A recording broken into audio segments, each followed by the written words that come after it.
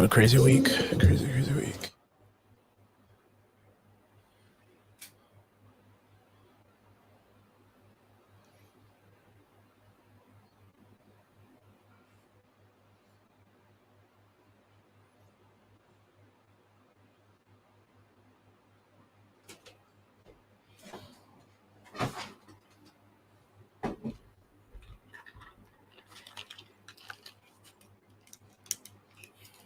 Yo, have you tried the Wendy's nuggets, man? They're super good. Yeah, I've had a Wendy's nugget before. Yeah, they're worth it, dude. But the ones that are the garlic parmesan, dude, I'll talk about them right now. They're so good. So damn good. Let's get it. All right.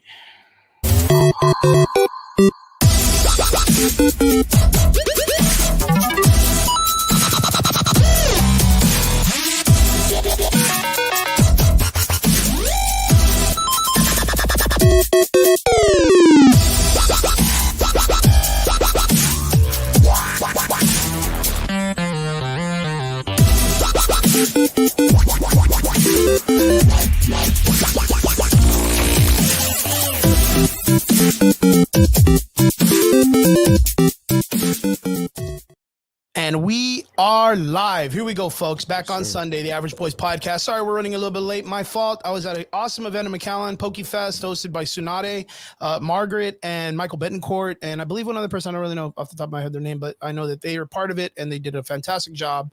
Really, really good turnout. A bunch of people, super solid. Brian, thank you so much, man. I'm sorry to keep you waiting, dude. I feel like I was running super late and crazy. So, but we're at it. We're back at it. How was your week so far? Everything's great, dude. I feel like I say the same thing every time I come in here. Like I can't complain, but honestly, life is good, man. Life is good. Life is good. Yo, I gotta say, your setup looks fucking fire today, man. I don't know what it is. The camera's sharp. The fucking the coloring looks sharp. More posters on the back, looking fucking man, dude. You look great. You look I fucking get the thumbs up. Is it anything different? What do we got going on? I'm just naturally handsome, so whatever room I'm in, I just enhance. I enhance the room, as is. So, but no. I'm I was gonna say no one comes on this show because I'm anything, dude. They come on because Brian's handsome as fuck, man. I mean, you said it, not me. You said it, not me. No, I had a few new posters. It's kind of bare. I was tired of looking at it. Listen, I watch back these shows and I just nitpick everything. I know. Constantly perfectionist almost, right? Watching. Yeah. So it's just still a few things we need to clean up, but I appreciate the compliments, sir. How about you? How was your week, man? You seem good. Like you were busy. Everything was fucking crazy this past week. I had done some photography this past week. Actually, I did some photography like 2 weeks ago for like these two Latino kind of like cumbia bands. They came through, they picked up all their photos, they loved them, hit us up. They want music videos now, which is just up and up work for us. You know what I mean? Like it's just building itself. Mm-hmm. And then yesterday I got invited by a friend of mine, Ace Graphics, this dude, like one of the top lowrider G car magazine like photographers down in the valley. I met him at the last business I was working at, and he was like, yo, you got talent, kid, let me bring you onto my shit. And I was like, dope, dude, let me just get out of this place. And yeah, man, we met up yesterday, had a huge fucking burnout. I don't know if you saw the videos that I posted up just for the sneak pics. Did you get to see them or no? I did. Oh man, dude, it was a fun time. Got to fly my drone, do a bunch of stuff. Robert, good to see you. I got to see him a little while ago. Biggie over there at the thing. And Mom, thank you for coming in and loving me, Mom. Appreciate you. That's Brian. That's your other son. Better recognize Mom. Chris, I have a question. I watched the reel that you put up. It was only like a snippet. I saw just the one. I saw one. The slow-mo one or the flying one? The flying one. The flying one. I saw you live. Like were you live yesterday? Oh no, yeah, that was me just at the event. Yeah, that was me. Well, then I saw. I'm sorry. Go for it. No, I was just gonna say I saw that, and then I saw the reel that you posted, and it was like 2 seconds. It looked like you were trying to do your thing, though. No? Yeah, man. It was bad, man. I'll let me share what I got to create yesterday. Mom says hi, Brian. Hi, Mom. Hi, Mom. Drinking an adult beverage. Don't mind me. I'm sorry. Yes. Don't worry. She about that life. She about that life. So I'll show you real quick. Like I had a great opportunity yesterday. Like I said, got to do some fantastic stuff here on my Facebook. I got to do this. I got to do a badass fly, and I'm gonna cut the music because I don't want to get hit with a copy strike. But check this fucking video out. So this is the street. What is it? Street Treat family. I don't know how they. Oh, Street Heat family, and Prolific is this rapper from down here. And I fly the drone the first time, and the guy was like, "Hey, dude, was that you that was doing all that shit?" And I was like, "Yeah, man, what's up?" And he's like, "Yo, wait for me a little bit. Like, I got my car coming up. Like, if you can, like, can you videotape us like with your drone? That shit was fire, dude." Then I was like, "Yeah, dude, I got you." And I cut him with the. Of course, I put $1 Million Baby to it. You know what I mean? But I don't want to put that up right now because I don't want to get us fucking like cheesed out and shit. But hey, dude, we fucking turned it down. The fucking city closed the fucking event down in the pit like at like 3 o'clock in the afternoon, 4 o'clock. Like it was crazy, but they reopened it at night. And overall, it was a fucking cool ass event. I never been to a show like that. It definitely looked pretty cool. It was, man, Brian. Like, if you get the opportunity, were there some cool cars? Like, were there some cool cars there? Like, are you a car guy? Kind of casually. Like, I mean, the thing is that scene's more like into like the lowrider scene, so you get a lot of like, you know, the Corvettes, the Mustangs, the Hondas, the street cars, a lot of the truquitos, like which are the trucks that they drop and they do all the kits and they like race. No, wait, say that word again. Traquitas. Okay.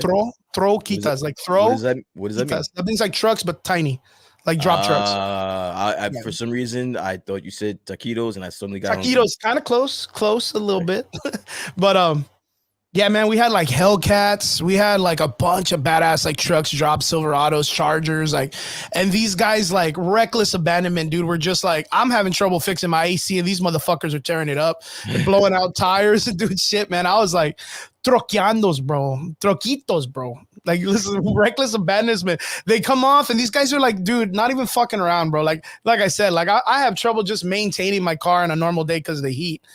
And these motherfuckers go in there and they're blowing tires out, shit's catching on fire, and fucking, I don't know, bro. Like these kicking fenders off like it's no one's business, bro. Like it was fucking. This is Alex. Alex was one of the other photographers. They brought in a bunch of fucking photographers, bro. Check this shit out. Like it was nuts, dude.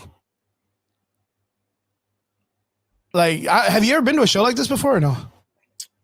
No, I can't say. It looks like, what is it? I mean, I don't want to minimalize what it's a burnout, like a burnout show. Yeah, it's just a burnout, right? It's just, yeah. And that's all the gas.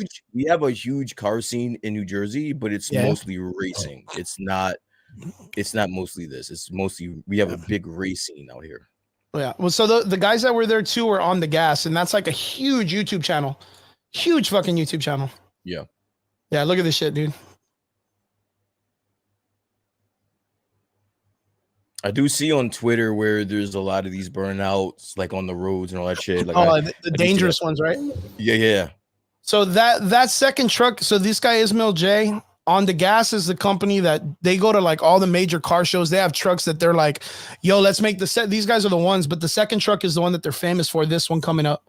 That one has like all the hydros in the back, and you see all the shit. Like they literally have cars that they fuck up on purpose online. Like they just know their audience, you know what I mean?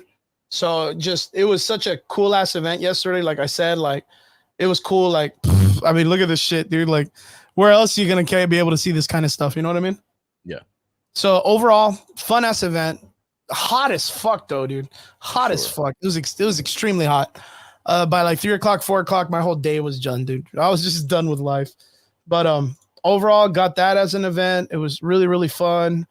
And yeah, man, got to collab with some really badass like YouTube, like guys that are up there in the social media scene with the car scene down here. So pretty dope. Really, really fun stuff. Got to see some friends of mine that I'd done some work for before, and got some music videos lined up to make some cash for the studio. And it's working, man. It's kind of slowing into place. I mean, as much as we can, and just hustling, man, as best as we can.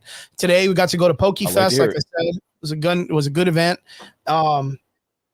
Yeah, the only thing that was crazy, I want to say, like we saw yesterday. I told you and I told Triggs on the thing. I wanted to bring it up. Not super crazy about it because we don't really know too much about it. But what caught your eye? Like, what were you doing yesterday when all that shit went down with Trump and all that shit when that shooting happened out over there? And what was it? It was crazy, bro. Like out of nowhere shit.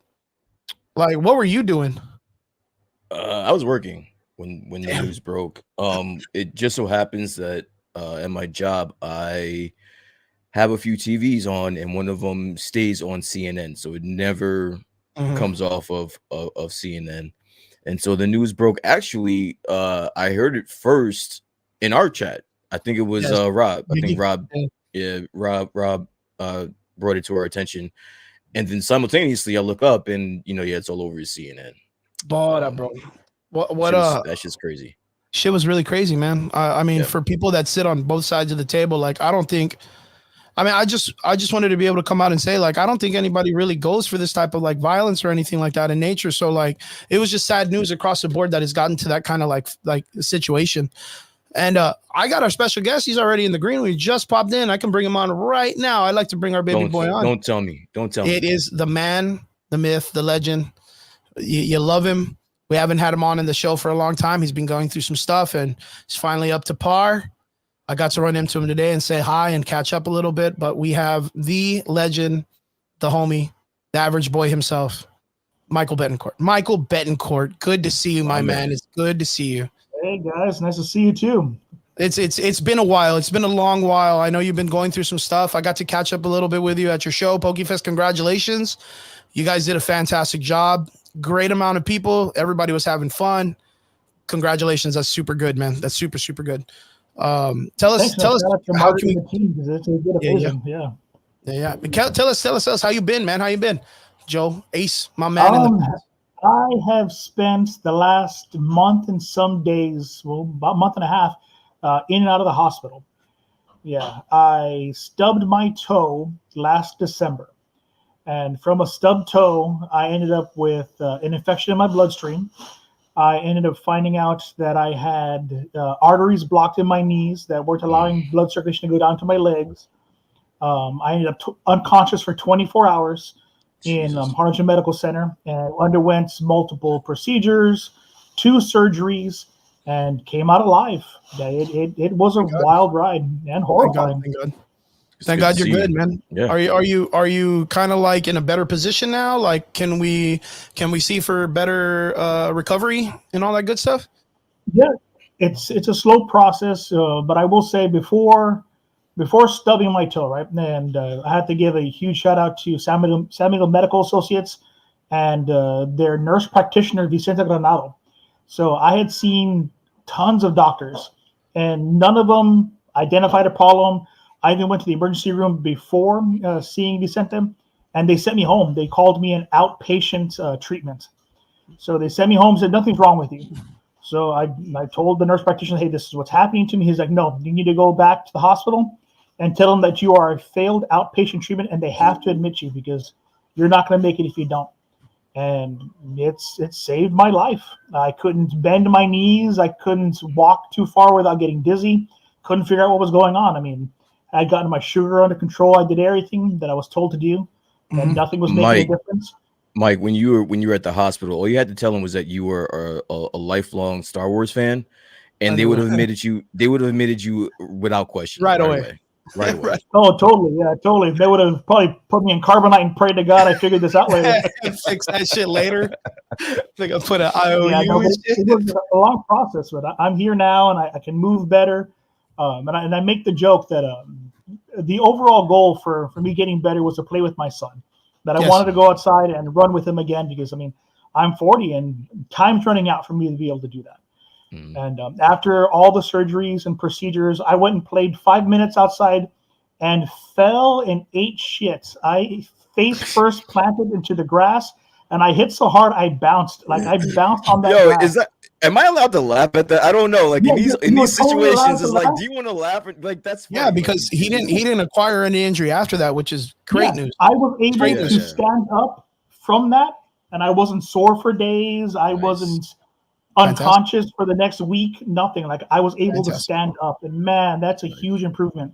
I think I cried afterwards. Like this, I was so happy I could get up from that fall, and to seeing how happy my son was for us playing outside tag for all of fucking 5 to 10 minutes, whatever it was. And he was like, Daddy, you fell, but you got up. And it just meant the world that I could get back up. Good shit, man. That's really good news. That's excellent news. Well, we hope you recover well. And we hope that you maintain the path and stay healthy and take care of yourself. Because now you're like 2 years younger than me, man. I could still run. You got to get up there, man. I'm bringing your ass to the gym. I'm going to bring your ass to the gym soon, man. Throw you some kicks and punches and shit. Teach me to box. I wouldn't mind that. Yeah. Hell yeah, man.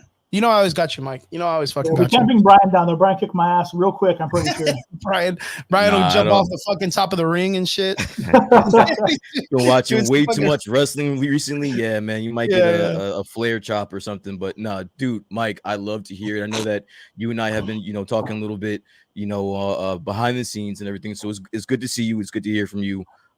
We have we were back and forth about the Acolyte, so I can't wait to get that on camera because I think that whenever all three of us link up, it's Yeah, get to talk about it. it's a good thing. Yeah. Definitely. Today's Star Wars talk is going to be an interesting one because, man, Brian and I have been going off on each other.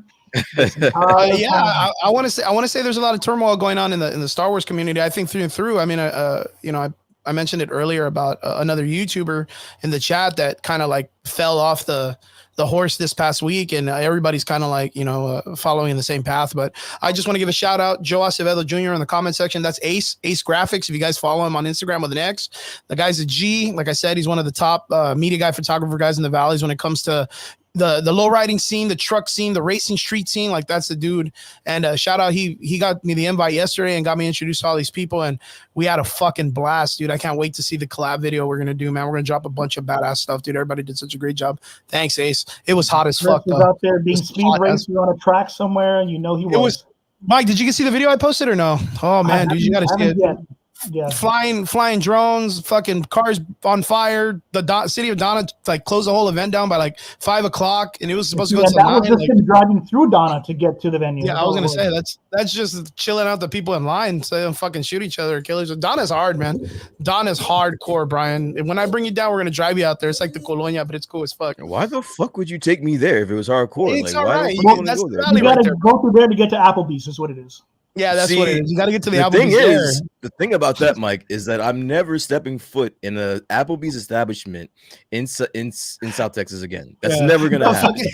No, it's like those fucking it's like those Mexican little stands in Mexico that are like Applebee's, but it's like Apple is spelled like APLI B. Yeah, like a bumblebee picture or something. And it's just a bee. It's just a picture of a bee. Yeah, tacos and shit, but it just kind of looks like the title. Yeah. Odd piece of trivia. One of my first jobs was as a busboy at Applebee's, and I hate that job. I will never eat at Applebee's again because of what I learned working at Applebee's. I think that's like the job. I think it's because of the tips, right? The idea is like the tips would be good because it's like the higher end class during that time. Applebee's back in the day. I don't know what that was. And stuff, and you don't get tipped out well. I was gonna say, yeah, it's just it's honestly, if you working at Applebee's, and I'm sorry to anyone listening if you are currently working at Applebee's, it's just a toxic environment for toxic people that like to get fucking wasted after work. That's all that it is, bro. Shit, yeah, I mean, at least that's where it was over here. So yeah. That's all I gotta say. So excellent, Mike. We got you on the show. We'll be covering Star Wars a little bit, but we do have some things that we're kind of going to chat about beforehand. Nothing too crazy. I think the Star Wars talk is probably going to be our longest, so I don't want to touch base on too much of the other things. I mean, we'll still be able to cut the rug a little bit. Chris, I don't want to cut you off, but yeah, jumping back into what we were talking, I'm very interested to know, Mr. Betancourt. Mm-hmm. What are your thoughts about yesterday, dude? Yeah, man. That's literally you jumped on when we were like mid conversation about it. There was an attempted assassination attempt on the former standing president, Donald Trump. It popped off. What were you doing at that time, Mike? And when you saw it and saw it to come to fruition, what popped into your mind? I was actually sitting in front of the TV trying to watch a show that I heard was good called Evil on Netflix. I've never seen the show, heard good things about it. I like Mike Coulter, the guy that played Luke Cage. I love him as an actor. It's like, you know what? I'm going to give this show a shot. So we're sitting there, and I'm part of a group called the Public Relations Daily. We're a bunch of public relation nerds that share information with each other. We ask each other tips and how to handle business and all that jazz. And my inbox started just exploding with, are you seeing this? What are we going to do? And I went and looked, and holy crap, they took a pop shot. Wow. And as a person that votes Democrat, I am a liberal individual. I don't support maybe 80% of what the Republicans want to put into office, especially Project 2025 and all those things. But they should not have shot at ex-President Trump, because now, from a public relations standpoint, Trump wins. They immediately made Trump a living martyr. Yeah, he is now the victim that he has always said he was. He is now that person. He looks like a total badass because those images of him standing up with his fist raised are the toughest damn images to come out. That Biden, unless Biden like tanks a truck to the face and saves an orphan while balancing stray kittens, there's no way Biden outdoes those images. And you hear Trump say he knows what he's doing. He stands up. He's like, wait, and he pumps his fist in the air. The audience goes wild. From a marketing and public relations standpoint, I got a chubby just like, man, this, if I was on his campaign team, I would. Hold on. Wait. Time out, Mike. So you're saying on camera in front of live people that Trump gave you a chubby? I'm sad to say. The situation. I think the situation. Yeah, it wasn't even looking at Melania. It was Trump pulled it off. He did exactly. Wait, hold on. Was it all right? I'm sorry. Was it a quarter chub or was it like full blown? Just a quarter because it didn't really get much after that. But I'll say a quarter. Yeah, we'll go there.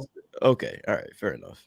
Yeah, no, it's the bad situation that it occurred, especially since apparently the shooter had been identified by the crowd, and he was brought to the attention of the authorities, and they just ignored it. So it could have been stopped completely, but it shouldn't have happened because now there's no way for Biden to look tougher than Trump. There's just not, and I vote Democrat. I'm gonna vote for Biden. Did he ever look tougher than Trump though? No, and that's what I try to tell people. They're hardcore liberals and hardcore Republicans and the right wing, the leaning people hate the other party, but they are the same people. These two gentlemen are old as dirt, and they ain't less than 2 years apart from each other. Yeah, and they believe pretty much the same thing: get rich, do my own policies, make my people better than the others. And they don't help the rest of us. We're all too poor to really be affected by anything that they accomplish or any policy they put into place. For us to really see any change, we got to start locally first. Put in better mayors, put in better city council members. Whoever runs public utilities and fixes our sewers and drainage. Those are people we need to fix. So you need to fix from the bottom up. The only way you build a house is you build a good foundation, and we don't have that. True that. Yeah, I think we're all kind of in the same boat. I don't think any of us really have the idea that violence should be like the answer when it comes to anything in this situation. I think I was in a situation where I was like, man, it was disgusting. What's up, Nico? He says, Michael, thanks for purchasing the Digimon figure. My man, Nico Cantu, man. Yeah, I've been looking for them for a while, so I was glad we saw them. And I convinced my wife to let me buy them because, man, that stuff is expensive. You had to get the okay from the OG, huh? Of course. You don't walk around and piss off the wife. Happy spouse, happy house. I think we're all just in a situation where like maybe you guys are in the same boat, but like I'm so tired of living through like historic events already, dude. I'm so tired of it being a week. Every other week, there's just some type of historical like, oh shit, look at this. Oh shit, look at that. Like it's just like there's just so much going on in the world, and now with this, I think it's gonna make things just a tad bit more worse. I got to interrupt and ask Brian. How do you feel about everything going on in this kind of I was trying to duck this shit. I was trying to stay quiet. This is the longest I've ever stayed quiet during a topic. Have you guys noticed? I haven't said shit. Yeah. Yeah, how is it affecting you? What was your question? Yeah, you live in a part of the United States that one is the most bipolar area ever. You got people that are living far under their means, people that make way too much money, both sides of the political spectrum, and history happens in your side of the world. We've had terrorist attacks. We've had beautiful pictures taken of people coming home from war. History happens where you all are. With us here in the Rio Grande Valley, we watch. Unknown. So how do you feel about everything going on? All right, before I answer this question, and I want you to remind me to answer this question. Before I answer this question, I actually want to ask you guys a question, right? Were either one of you gentlemen surprised that this happened? No, I've been calling it for years. I called it in the first election that he was going to get assassinated. That's not weird? No, it's not weird because it's a pattern. It's just how you see the herd mentality, right? You could see this kind of shit coming. You know what I mean? Like it was more surprising that it took this long for something to happen. That's my opinion. Honestly, he, as a politician, he's been goading this to be happening to the other side of the political spectrum. And on top of that, I mean, the conspiracy theorist in me felt like he staged the hell out of this. Like it felt like it was going to be a bad 80s movie where Roddy Piper was the gunman and he gets away and there's some time travel involved or something. It just felt like he either bladed himself like a wrestler or he had a blood packet somewhere or some damn ketchup vial. Like it felt fake to me. I like where your head's at. I think initially I thought the same thing. But you got to figure, if it was staged, don't you think it would have been something a little bit more safe, a little bit more not as dire? I think that would have been the way to go. But then again, I don't know. I very quickly threw that out of the equation. Now back to your question. Yeah, you're right. We're kind of numb to a lot of the things over here on this side of the map. Listen, this is not a political platform. I'm not gonna try to serious us out more than I need to. It boils down to this for me. Do I like Trump? Not necessarily, but that doesn't mean much because I'm not really much of a fan of most politicians. Do I think that he is contributing to the division in this country? Yeah, a little bit. Do I think I feel comfortable with trying to be left with the lesser of two evils, quote unquote? I don't like that option. But do I think he deserves to die? No. Yeah. No. I think that's extremely aggressive. I think that's something that he doesn't deserve. Imprisonment, maybe. That's a conversation. But death, I don't think so. I think this is a very unfortunate event, but I also think it's a mirror put up as to where we are in this country. In society, like this is a reflection of where we are right now. So that's the reason why I asked you that question. Are you guys surprised? And you guys both instantly answered no. And the quickness of that answer scares me. You guys didn't even think about it. That was just your natural reactions to what happened yesterday. Right. That's bad. So and honestly, I hate to interrupt. Well, I'm going to interrupt. Sorry, but I think it comes down to what Chris said. We have seen, as our age generation, we're all relatively close enough to each other's ages that we've seen the same life-changing and world-altering situations all at the same time. I mean, through high school and into college, we've experienced wars, terroristic attacks. We've had plagues, literal famine and just ridiculous things that we are just, it's another thing. It just, shit happens, I guess. I still got to pay the bills. I still have to go to work tomorrow. Yep. And it's the same thing. I tell everybody, they're like, oh, it's the end of the world. It's like, look, it's not the end of the world until I don't have to pay the mortgage next month.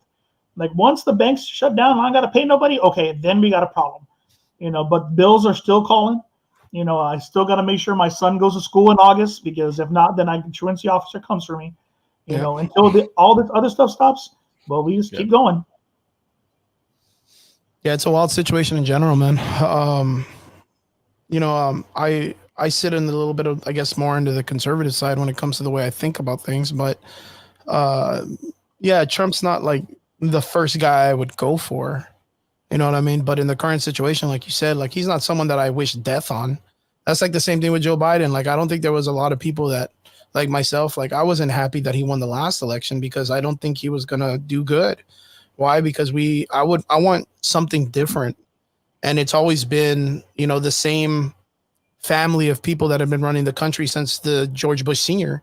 You know what I mean? It's the same people over and over again. I just want something different. Why? Because I grew up and when I was in elementary, there was a bunch of kids in my class that was like, I'm going to be the president of the United States. And it's like, nah, man, not for this, fucking 12 years of existence. Like it doesn't work that way. Just a small political party and a small political family itself is going to control the entire United States at all times. It wasn't until, and that's because Trump used to hang around with these dudes. You know what I mean? And it wasn't until he decided to run that all of this shit got fucking crazy, like just nuts, bro. I have a question. Nuts. I have a question really quick. Yeah. Did you guys hear the same thing that I heard that this kid? Now, how does anybody know how old this kid was that did this? 20. He was a kid. 20. 20 He years was a old. kid, right? He's a remember a Kid. couple He's a weeks child. He's a ago. baby. He's a baby. And I think this is funny because I think Mike, you might have commented on this when I brought up the Gen Zers a few weeks ago, and just how fucking nuts they are. Yeah, bro. Like this true. is no They joke. Are, Well, they don't insane. care. They wake up and choose violence. They're gonna do what they're gonna do. And not only that, but I the point of me bringing that up was I think I saw somewhere, and I'm pretty sure it was on CNN, where they said that they listed all the information they had on this kid and what they knew of him. And one of the things that was that stood out to me was that he was a registered Republican. Yeah. Right. Because I know that yesterday the thought was, or the headlines were, that he was part of Antifa. So now I'm sitting there like, all right, this is how you get me to check out from this shit, right? Is when you have one publication saying one thing and then another publication saying another thing. Is it even possible for you to be part of Antifa if you're part of the Republican Party? Is that? Well, the thing is how you can physically choose on paper what party you go for, but you can hang out with whoever the fuck you want. You know what I mean? That's the whole thing. Like maybe that's the hard thing about it. The Antifa thing is a group that's a not group. They are less structured than anonymous at this point. You know, wouldn't you consider them like the left extremists? Like, isn't that what that is? I mean, technically they could, but it's just not organized. Usually, that when you have a group, even on my end of the spectrum, since doing public relations for a living, I might lean left, but I have to study everything the right's saying, because the only way for me to help the left win is if I know what the right is doing. So my feed is all right-wing news. I have to follow what they're saying, their understandings of things, you know, and things that make them angry. And there's a difference between understanding what's going on the other side and then taking a fucking modern warfare fucking sniper at the fucking ex-president. Yeah, and that's the issue here, and that's why I think you're spot on when you say Gen Z doesn't give a shit anymore. This generation is coming up watching, you know, the boomer generation trashed everything. Generation X checked the hell out. They aren't doing anything. Then you have millennials like us, you know, we're struggling to all hell. You know, just during COVID, you know, they try to take the house away that I'm in. You know, the bank decided, you know what, you never did your paperwork fine for your deferment, so we're gonna do bankruptcy and foreclose on your home. So I had to fight and threaten attorneys, and it took months to save my home. Yep. And that just numbs me more. I was like, well, shit, we paid on time every single day, and now I'm losing more. So then I have a little sister that's Gen Z, and she sees all that, and she's like, well, fuck the government. I don't want to do anything for them. I don't want to do this. I don't need them. And there's animosity. Yeah. And the only thing that they've seen when it comes to like the idea of protesting and standing up is violence. Like people like almost like it's because that's at the tail end of like all the stuff that was going on in earlier years and all that stuff. So they get to see all they see the violent part of it towards the ending of it, when people's like just attitudes were just off the chain. You know what I mean? When it wasn't just about just doing like basic protesting the way it should be. Like it got to the point where people had to get physical, and they started getting physical, and that's what they were latching onto. And then you had the whole situation that happened with the sectioning zoning in Seattle when that shit happened. And then they see that, and they see that the entire state just goes, oh, fuck it. Yeah, go ahead. Keep that area. We're not going to fuck with you or whatever. You do whatever you want. Like nobody go in there or go out of there. And it turned into like the Lord of the Flies kind of shit. And that's what they see. And they see that works. And then they go into this, like right when they begin to want to start this shit, like on their own paths, they're 100% on fire. Like they're willing to do whatever the fuck they want. Like, I mean, imagine this guy going out there and going 100% with what he's going to do, knowing he's going to die. Like there's no way you weird. Yeah. So to piggyback off of that, it's not weird that the ex-president of the United States has a shooter 175 yards away from him and nobody fucking knows it. That's not weird to anybody. And that's why, like, I am not a huge conspiracy theorist, Yeah. but I'm not dumb either. And Yeah. that felt no. I mean, either the person was the shittiest shot known to man, and mind you, He I'm definitely legally does. blind in my left eye, but I'm pretty sure. Like, I'm not going to say it because we're recorded, but I mean, come on, that 5 you had, shots. Yeah, yeah, Well, you seven must have- shots, right? No, well, seven. It had to be like some I of think. the police officer shot Yeah. back. You know what I mean? To be able to count all of them and stuff like that. But like I think at they 200 accounted yards, 5 for him for the yeah, shoot. I think it was like 5 or some shit like that. yeah. So looking at it, like from what it looked like, is the guy was trying to go for some type of like a headshot, maybe. And you know, the head compared to like the center mass, which you're kind of told to try to go for in the first place, like it's kind of difficult at 200 yards. That's 2 football fields away. You know what I mean? Like you have to practice for that. Less Yeah. than. Well, I mean, That's what I'm saying. roughly, Like, how does was no like one? 180, How does Secret Service not have that area secured? You would think that the ex-president, not only the ex-president, but the soon-to-be president, you know, elect for, you know, the Republican Party, 200 yards is not covered. That's too far for your detail. 200 Yeah. yards. and that's my thing also for how much the right wing side of things spouts the NRA and gun awareness, and like there's no way that there wasn't somebody that they're just it's all too much. It It's feels spooky. like Yeah. I was writing a really bad soap opera and somebody's evil twin was taking the shot. Like that's what it See, feels like. Mike is like myself. We are kind of practical guys, right? So we need things to add up. And when they don't add up, shit is just like, well, what else do we have to pin on this? Besides, I mean, but then again, everybody's like kind of going at this and saying, well, why didn't they do this and do that? The last time there was ever an attempt at this nature was JFK at that range, right? The only other and person even, that was but even JFK wasn't as hot as this guy. This guy is fucking. He's fucking right. hot. Right Like, now, we're talking you gotta about protect this the guy. attempted assassination attempt. Yeah. So, but like, I mean, if you think about it, like, what's the detail on that? Like, do they have protocol for that type of stuff? You know what I mean? Because the last time a president had ever there was an assassination attempt was Ronald Reagan when they walked up to him on the streets in 1981. Like they tried to shoot him in the stomach. Someone just walked up to him. That's kind of like, I guess the format or the thing. That same thing that happened to Teddy Roosevelt. Same thing that happened to Lincoln. See, but that on the, and I keep going back to the public relations side of things, the optics of all this, where perhaps some of the right side of the aisle were looking at Trump like, oh, he's not going to win. We shouldn't have him because convictions. Now Trump will be equated to presidents like Reagan and Roosevelt. I mean, Roosevelt took a bullet to the chest, got up and continued a speech for an hour. Trump got shot, whether it was a graze or not.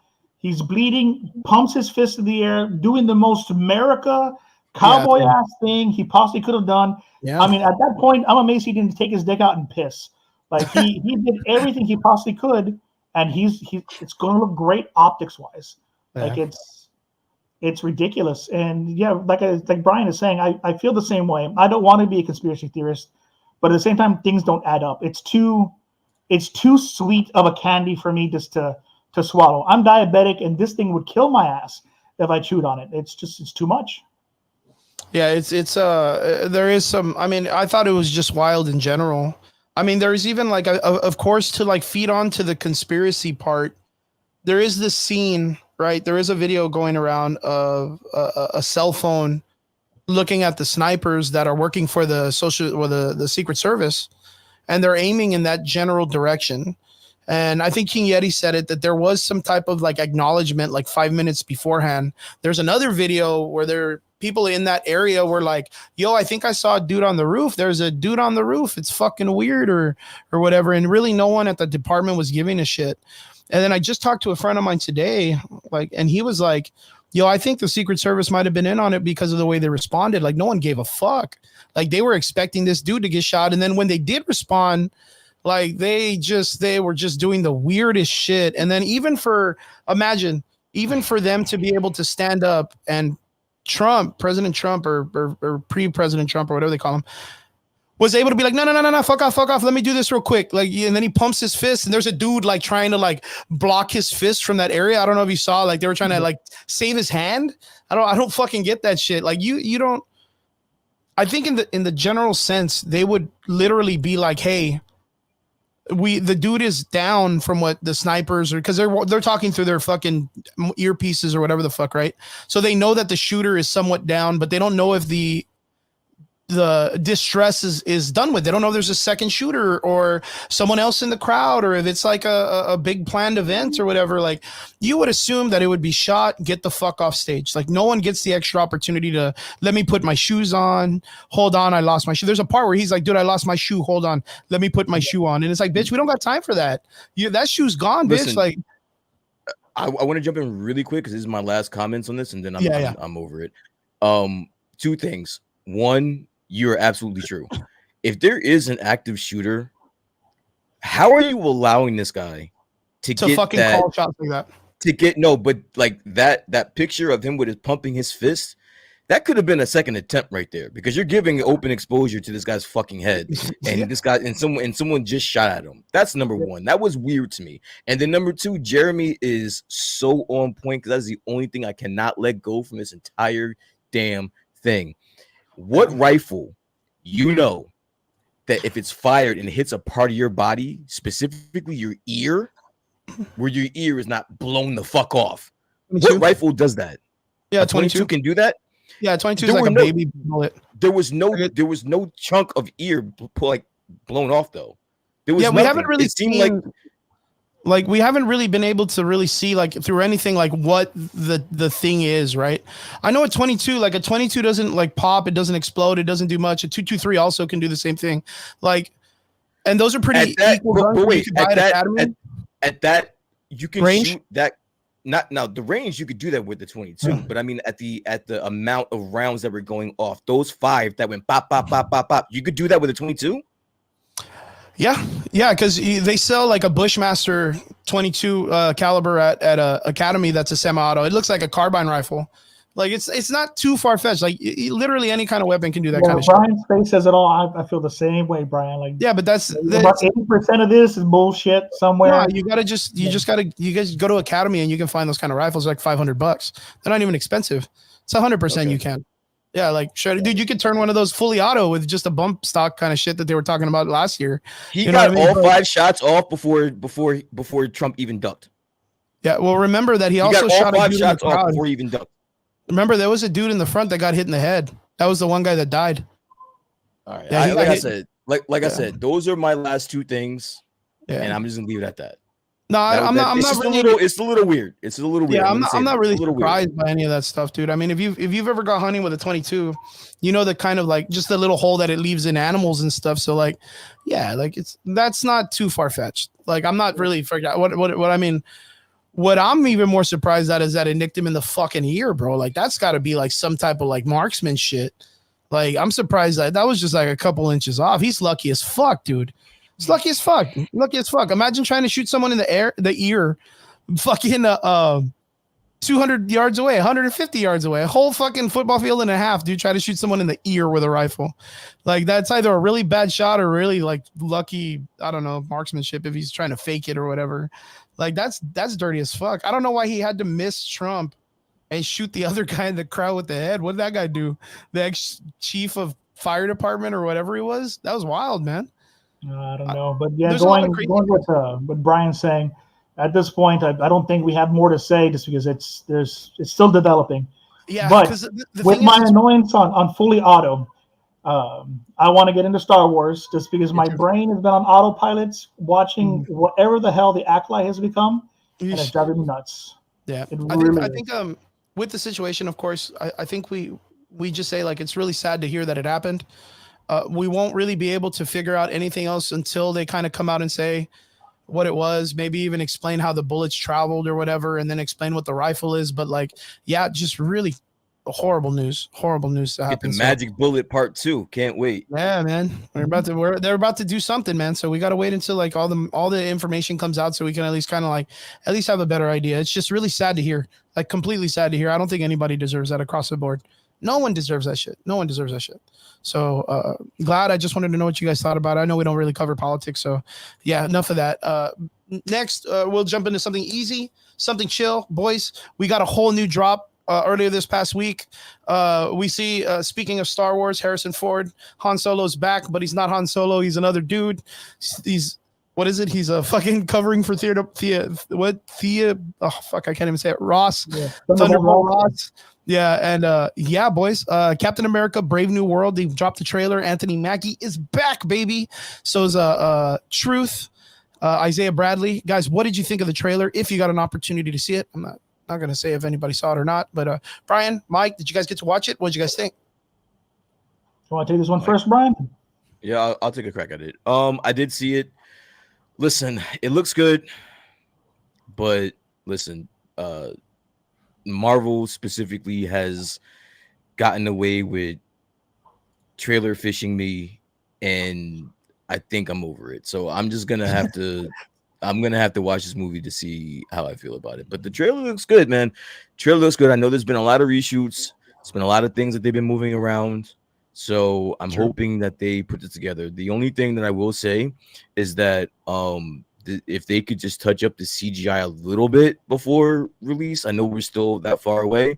A really far ways away from the release. But if they can touch that up, I think they may have a shot to pull this off. I like the Winter Soldier tone. I like the tonality of the trailer. I think that it's going to intrigue a lot of people. And I think that Anthony Mackie, I'm interested to see if he can carry a fucking movie. I know that there was some mixed reviews about his show, Falcon and Winter Soldier, but I want to see if he can carry the movie. Carry the full movie. I'm rooting for him. I like him as an actor. And I'm pulling for the guy. So I'm hoping for the best here. But then again, I gotta manage my expectations because we've been here before where the trailer looks really good, and then you get to watch the movie and you're just you're let down. And I hate the fact that we're me personally, I'm at that point with Marvel, but that's just the reality of the situation. Mike, I'm in a similar boat. This trailer was soundbite the trailer. It had some good one-liners. Harrison Ford brings up that he had to shave the mustache or lose the election. And then he says possibly the hardest line you can tell Anthony Mackie coming off of, his show, that he may be Captain America, but he is no Steve Rogers. And I think that's set a solid line for what this is going to be, that it's Mackie coming to terms with what he will become as the current Captain America. That the show gave us the tease in that direction, what he wanted to do at the end of that series with the last, I think, 2 episodes. But we didn't get really to explore that because we had the stereotypical spy story before. Here I'm really hoping that we get, Sam Wilson come into his own as Captain America, merging what he was as the Falcon, what he is as an individual, and what Captain America means to the world. I want to see that, but I'm with Brian. We've been burnt so much that I'm currently more excited for It Was Agatha All Along and her series more than I am for this movie coming out. Yeah. We're talking about that too. Whoa, Chris, hold on. I'm not gonna just gloss over that shit. You're telling me that you're because sometimes you gotta check Mike. Mike gets out of line sometimes. You gotta, you gotta check him sometimes. So you're sitting here telling me that you were looking forward to the Agatha show more than this movie? Yep. And we got to remember where I'm looking at the lens of Agatha. I am currently working on a PhD in mythological studies and folklore. So witchcraft and myths and legends, that stuff is hyper interesting to me. So I'm more psyched for what that shit is going to do with the magic portion of the MCU than I am for what may be Captain America Part 4, another dropped football kind of a deal. I don't want them to fumble this ball, but I know that the other show will at least be enough sugary vomit for me to consume compared to disappointment. That's a good point. For me, it's one of those things. That's not a good point. It's not a good point, but I'm gonna let him live. I'm gonna let him live because it's been a while. It's been a while. Yeah, I this think has been a while. I mean So I let him get understand where Mike's this out. saying it's because of the fact of like how bad Disney's been dropping the ball and I mean we can all kind of agree that Winter Soldier was probably one of the better movies that Marvel had, and for them to kind of take that format and be like, okay, we're gonna try to get that vibe because like Brian said, like you can feel it, and when you watch the trailer, it feels it's got a lot of that espionage, a lot of that like really like ground level. I think I talked about this last time, like a real With ground level Harrison style film. Ford espionage movie? What? Hey man, he was the fugitive A once. Harrison Ford don't forget. espionage movie. Yeah, he Come was on, the Mike. fugitive. We're better than this. We're better than Yeah. this. He was the fugitive once, and he was good at He it. was the fugitive. The thing about it is, I mean, but you guys both kind of put it out there when you said like, but we're just tired of them like baiting us with like good trailers and not giving us something definitive in the market, in the theater, as a product. There's a lot of we do understand that this is probably one of the most expensive Marvel movies. They've done so many reshoots. The price of this movie is going to be like in the billions. That means this movie has to easily make like 100 million like out of the market to be able to at least product or profit from anything that they're doing. And yeah, for it to be in the moment where you're like, I really hope they fix the CG, man. You know what I mean? Like that's something you hear for like a Disney Plus story, like a Disney Plus Marvel show. And you're kind of like, yeah, I hope they fix the CG, not for a film though.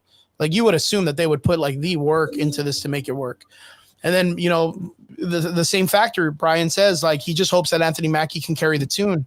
My number one concern is, yes, the biggest line that we heard in the trailer was like, you're Captain America, but there's no Steve Rogers and all this stuff. 100% the comic book failed with not Anthony Mackie, Captain Falcon's character, is because instead of Captain America fighting intercosmic beings or some type of like villain that was like world threatening Avenger style thing, they just had Captain Falcon fighting racism, fighting something that's like, street level. We understand you're a hero, but what are you going to do about these guys that don't like people of color? And it's like that's not what we watch these movies for.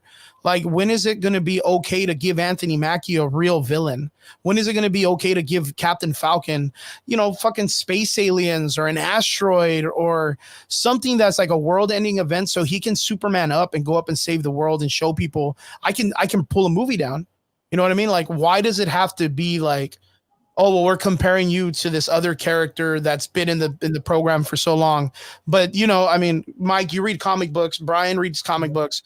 They've been trying to pull the image of Captain America down for years to make it seem like he was a Nazi or a Hydra agent, which, I mean, everybody outside of the comic book world, where they you know what I mean? Like, yeah. So like for a Harrison Ford character, Thunderbolt Ross, even, which is like one of the most like prolific characters in the Marvel universe, that's like always been 100% like just straight like government, you know what I mean, imperialistic kind of dude, telling an Anthony Mackie character, which is the Falcon, even after his show, like, hey, well, you may be Captain America and a lot of people didn't like you, but like, you're no Steve Rogers though, and we want to bring you back. And it's like, hey man, like give us something different, bro. Like, let him fucking, if you're gonna fight the Hulk, fucking A. But like, I don't know, man. I don't want to see a lot of that shit come out. Like, I don't even want it to be around that. Like, I think that was majority of what the show Captain America and the Winter Soldier was about,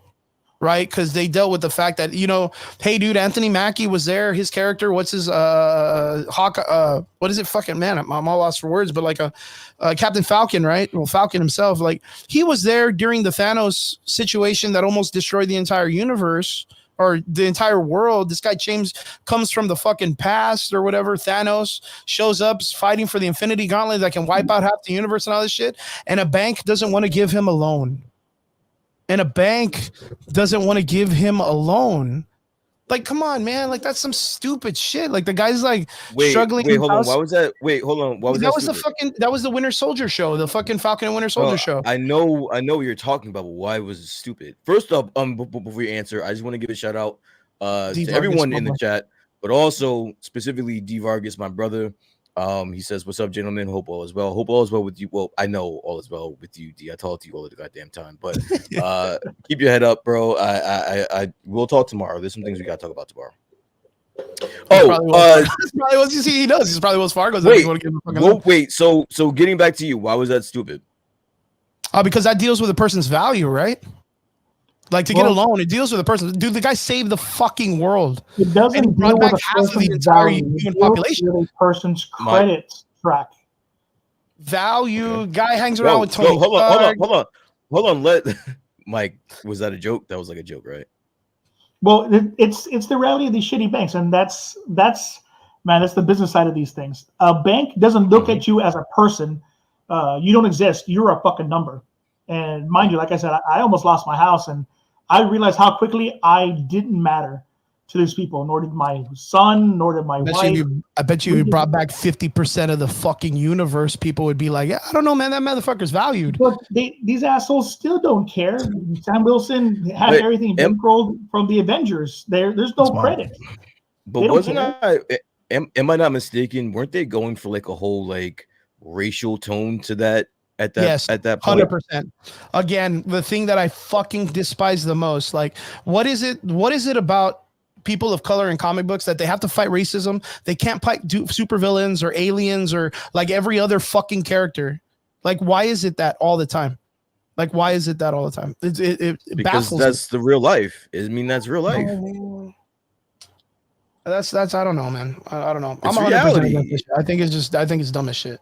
I think it's dumb as shit. I can see both sides of the spectrum. I just think that when you call it stupid, I think it's a little bit aggressive because it was trying to make a point. And if the point was I could see it in the Disney Plus show just for like dramatics or whatever. You know what I mean? I could see it for that as dramatics. But again, 50% of not just the United States or the state or the city, I'm talking the fucking universe. The entire world suffered from this for years, and they knew it affected everyone. And this dude was part of the 65 people to 100 people that were there throwing down that day. And they're going to be like, man, thank you very much. You shake your hand, but like, can't lend you $10,000 to save your ass. No one in that day would be like, I think that was the point. That's though, the Chris. point. I think that's the point is that even though you did this amazing thing that saved our fucking universe, at the end of the day, yeah, I don't know, Fred. That's a weird way to exit that, but all right. I'll take it. I get you, but I'll take it. But then again, at the end of the series, he's there. You get me though, right, Mike? You get me, Mike, right? We both get you. I get you too, man. Shit, that's just it's the way the world works, or the reality. It's like we said, it's the reality. And that is the reality, King Yeti. That right there, that was my answer to you right there. But the crazy thing is, at the end of that event, fucking, he's dealing with an international and United States terrorist organization called, I forgot what it was because that shit's easily forgettable. Flag Smashers.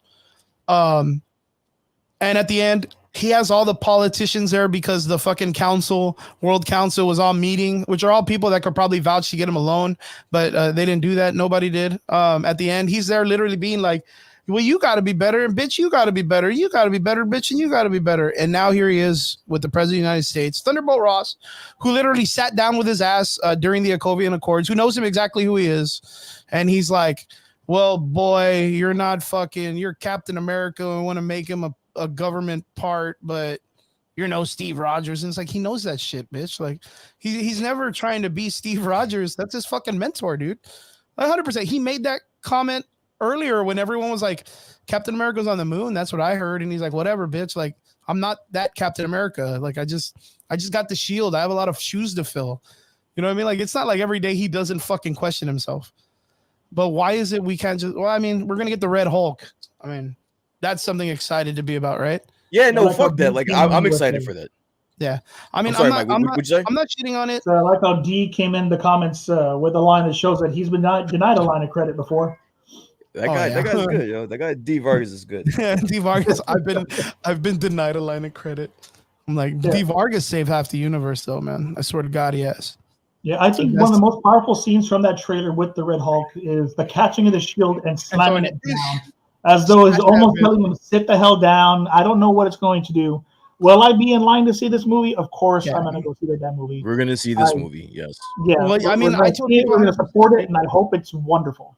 There's a lot of people out there that are excited for the Red Hulk. I'm excited, of course, for the Red Hulk, but like, I'm just excited to see a Hulk go back to being a Hulk. Because of course, like in the last movies, like they neutered the fuck out of the regular Hulk. So at least maybe we'll get a Red Hulk that's not owned by Universal, that Disney can just be like, well, fuck it, we'll run it with this guy. You know what I mean? I don't know how it just determines on how Harrison Ford likes or doesn't like where he's at. Because him as an actor, he's like, fuck this place, fuck this director. I'm just here to work. And like, he's just uneventful. He'll do his job, but man, will he hate doing it. So I just hope that he's like, oh, I like being on this green screen as a big monster. It's funny or whatever. I just hope he enjoys that, because like you remember the craziness with Star Wars when he was like, George, I think you should just kill me off instead of putting me in carbonite. And he was like, no, bitch, you're going to be in the series till the end. He's like, no, I really think it would just be cool if you killed me off. The bounty hunter guy, just kill me. It's good. I'll just tell the chick I know. I won't tell her I love you and just leave it at that. Crack that shit or whatever. Dude, he's just like straight gangster, man. He's been wanting to die since the beginning of the original series, and then they dragged him out to like what, episode 5, 4? Force Awakens, right? Force Awakens, right? The first movie when he gets killed off, finally gets killed off, and then they bring his fucking Force ghost back. I bet you he was pissed that day, dude. I bet you he was just so mad in general. But overall, I'm excited, man. I got to shout out D again. I really do hope that Harrison says to get off his damn plane at least once. Get off my plane. Get off my plane. That would be fucking This is what funny. I'm saying. Like, there's no way you're gonna tell me that you're gonna have a Winter Soldier-esque, and we're hoping, movie with Harrison Ford as the president. And not be like, all right, this is a setup. This might slap. Yeah, this might slap, bro. Yeah. I don't know, man. I mean, I'm kind of excited. It was really weird. I know that earlier shoots brought out the Serpent Society and all this other stuff. There was nothing like that, but there were the Hand of Tiamat, right? The fucking the big ass celestial that's in the water. There was a part of it where like Isaiah Bradley's trying to assassinate the president, or the running president, which was crazy as fuck. So of course, Isaiah Bradley being one of the other versions of Captain America, actually the precursor to Captain America, Truth, like very, very interesting stuff. I'm a big fan of his, so I really can't wait to see him come out in the film and what they're gonna do. I mean, but it's crazy. Like, there's gonna be some type of like what is it? Some type of like mind control or something. I'm hoping. I don't know. It looked too crazy. It looked too crazy. So excited to see where they're going. I do like the vibes and can't wait. So yeah, boys, 10 out of 10, 10 out of 10. Captain America: Brave New World. Maybe that's what's going to save Marvel, and it's not going to be Deadpool, huh? And you know what? It's actually pretty crazy because Mike. It's definitely going to be Deadpool. Straight up going to be Deadpool. Mike had brought it up in that talk, but guys, what do you think about Agatha All Along? The trailer dropped this past week also for Agatha Harkness's standalone show on Disney Plus. What do you guys think? Are you guys excited? Brian, you want to go first? Mike, you want to go first? I think Mike. Yeah, because Brian totally is not excited. Yeah. Mike was like, hey. I'm psyched for it, guys. I mean, the idea of going further into what magic should be in the MCU instead of what we got with Doctor Strange, where it seemed like math adjacent. Here we'll actually see what spells can do. We'll see, Aubrey Plaza, which is a powerhouse actress, for some of these crazier roles. It's going to be fun to watch, and I think that's what we're going to get. We're going to get just cotton candy fun with a horror twist. Brian, or you want me to go? Please go. Fucking Brian. Yeah, it looked pretty why cool. do we have Mike to get on this damn show again? Son of a bitch. I was trying to avoid this. Good. We're gonna talk about witches, a precursor to witches, guys. It's gonna go right into Acolyte. It's gonna be fantastic, guys. Fucking, we got witches in Acolyte, we got witches in Marvel. It's gonna be fantastic. I mean, it looks all right. It looks more like Hocus Pocus. It looks more like the Haunted Mansion, more than a Marvel show. I kind of just think it's gonna go like the Eddie Murphy one. You know what I mean? Like the Eddie Murphy one. Like that's what I think it's really gonna go like. Am I excited for it? Not really. I'm not really excited about it. Agatha Harkness, I don't really see it, man. Maybe the girl did a great job in Vision, which I think she did a fantastic job as Agatha. I just don't really see anything going in the sense of like where she's going to go, unless you're going to tell me that the reason why at the ending of Doctor Strange, the reason why it goes red, the explosion when she gets killed by the castle, is because all the witches raised hands and brought her back. And that's why her body's there at the beginning. It's supposed to be Wanda dead. Unless they're, I don't know. You see, you guys are looking at me like, Chris, come on.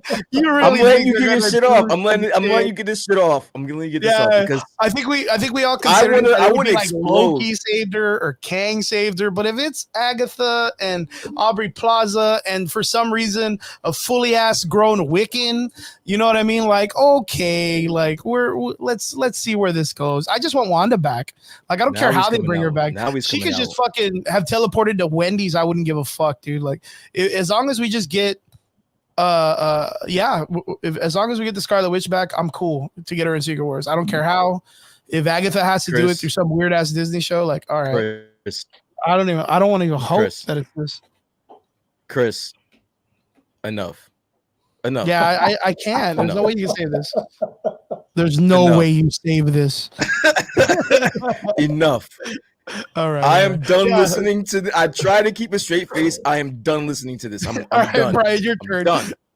You Your know turn, Brian. goddamn well you don't give a shit about this damn show, bro. Knock it Trying the to be fuck nice. off, bro. I'm trying to be nice. Knock trying it to be off, nice. yo. Knock Trying to it be nice. off. I was Knock trying it to be off. nice. No. Trying to be nice. No, Standing no, at but that's Olive not Branch. you. I'm sitting here in my head and I'm like, yo, who is this guy? Who are you right now? You know, and Brian got the fair point. You shit on everything, and you were pretty Yo, positive about Of Agatha. all Look, the things- Mike, listen, look. Mike, I'm of gonna- all look, the look. things he wants to turn a new leaf and be positive about, it's the For fucking Agatha. Agatha all along show. It was Am I Agatha in the Twilight Zone? all along. After we all got bonered in the fucking Wanda show, you think this is the show that is gonna do you justice? No, not at all. All right, No, then. not at Come all. on, bro. 100%. Like no, I go said, ahead. enough. Look, I mean, I was just talking to Brian about this earlier, like 2 weeks ago.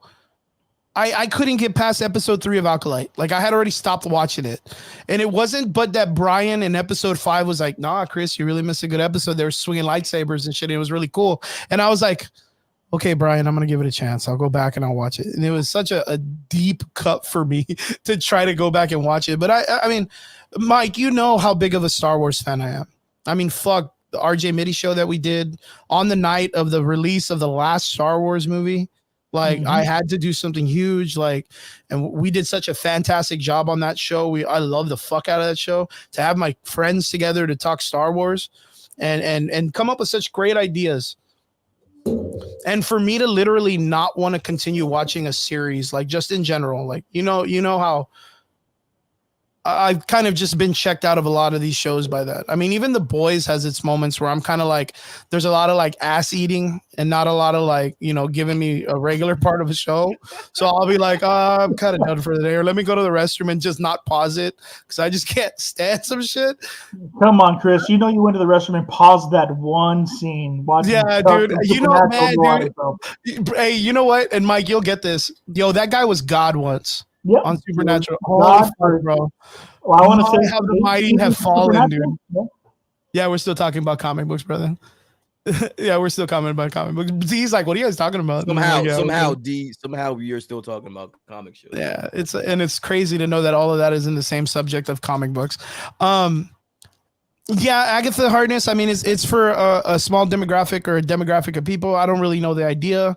Agatha Harkness's biggest responsibility in the comic books was she was the caretaker for Franklin Richards, right? Yeah, the child, right? Which is the galaxy-changing child of Reed Richards in the Fantastic Four.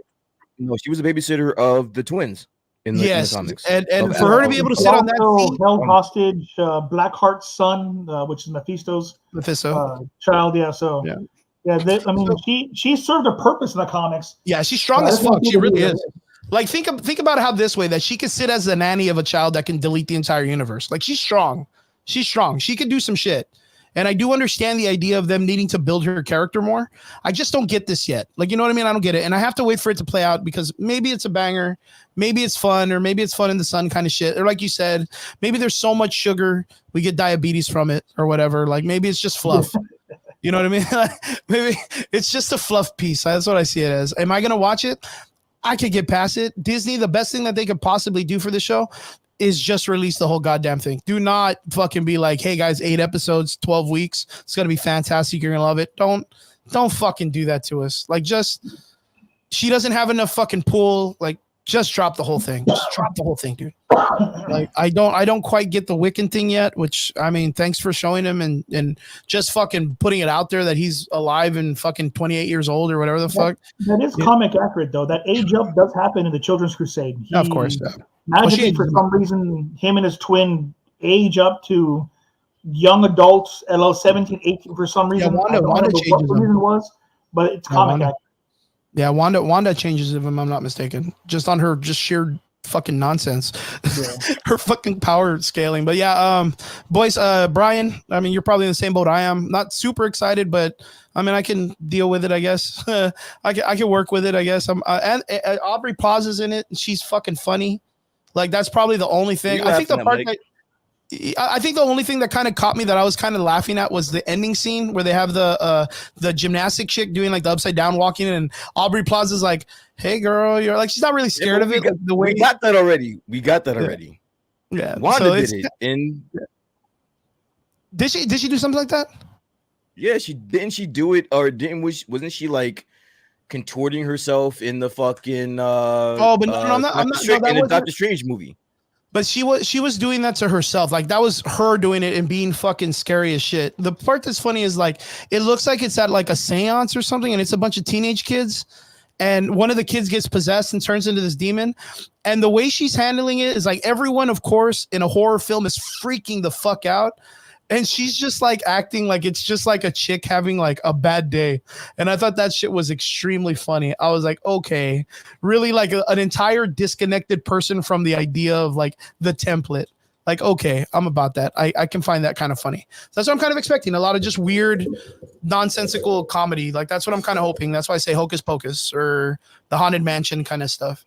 Real Cat Williams shit. Real Cat Williams shit. Alrighty. Usually Brian, I missed that face of annoyance. I really did, Brian. Usually I would say let's jump into the boys, but actually I'm not gonna your face of annoyance whenever we talk about things we disagree on.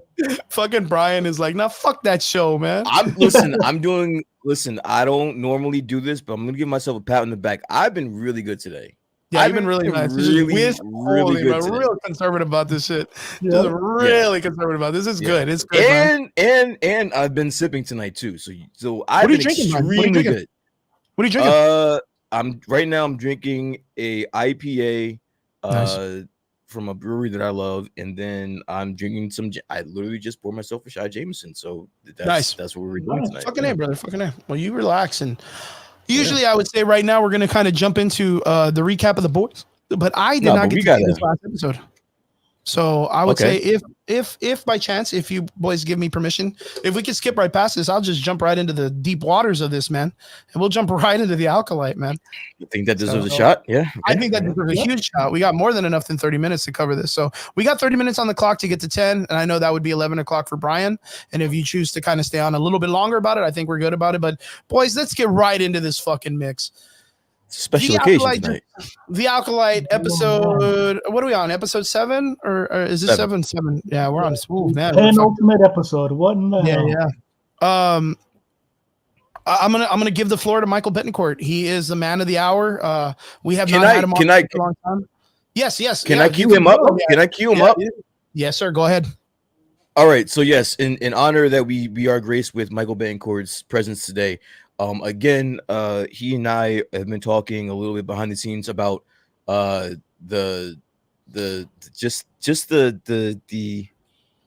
should I put this, Mike? The roller coaster that is the Acolyte, right? I don't even want to say roller coaster. It feels like keep going. Yep. Yeah. I'm gonna queue up and listen. Once I present this, I'm just gonna let you go, brother. All right. So what are your thoughts? That's a general statement, but going all the way back into before this show even came about, I want to know what your expectations were. I want to know your initial thoughts, and then I also want to know where your thoughts are present day, sir. So when this show was being teased, and we were getting this idea of a Sith-centric, story of where the dark side gained power near the time of the High Republic, towards the ass end of it, before the Trade Federation started doing what they were doing, before we got the prequels. I had an expectation that this was going to be a story of Jedi hubris, them hating each other and not being able to exist as Jedi in a functioning group, and watching the dark side grow in power. I was like, okay, we're going to get, the other side of the story now. We're going to understand what the dark side does, why it's so attractive to Jedi to fall in that direction, how passion makes sense, why a Jedi Knight like Qui-Gon Jinn, my favorite Jedi, Yep. was so disliked by the Order, that he was a part of, how everything so easily fell into Palpatine's hands. I expected that. And I went into this show with optimism, because you guys know me. I am as optimistic as possible. I will sit through horrible things in the hope that the payoff is a payoff. And we got That's a really good way to put it, I guess. Yeah, that's a fucking fantastic way to put it. Yeah, we got there at episode 5, and they went balls to the wall. The choreography was amazing. The Stranger, although I guessed it's midway episode 2 or 3, who it was, it was a solid payoff for that one episode. Rest in peace to Daphne Keene as her character, because I wish she would have stuck around. But after that, I have received the most convoluted, disproportionate. I can't even describe what I am watching. And Brian and I have gone back and forth, and we all know how much I live and breathe Star Wars. The ridiculous amount of useless information in my head is disappointed.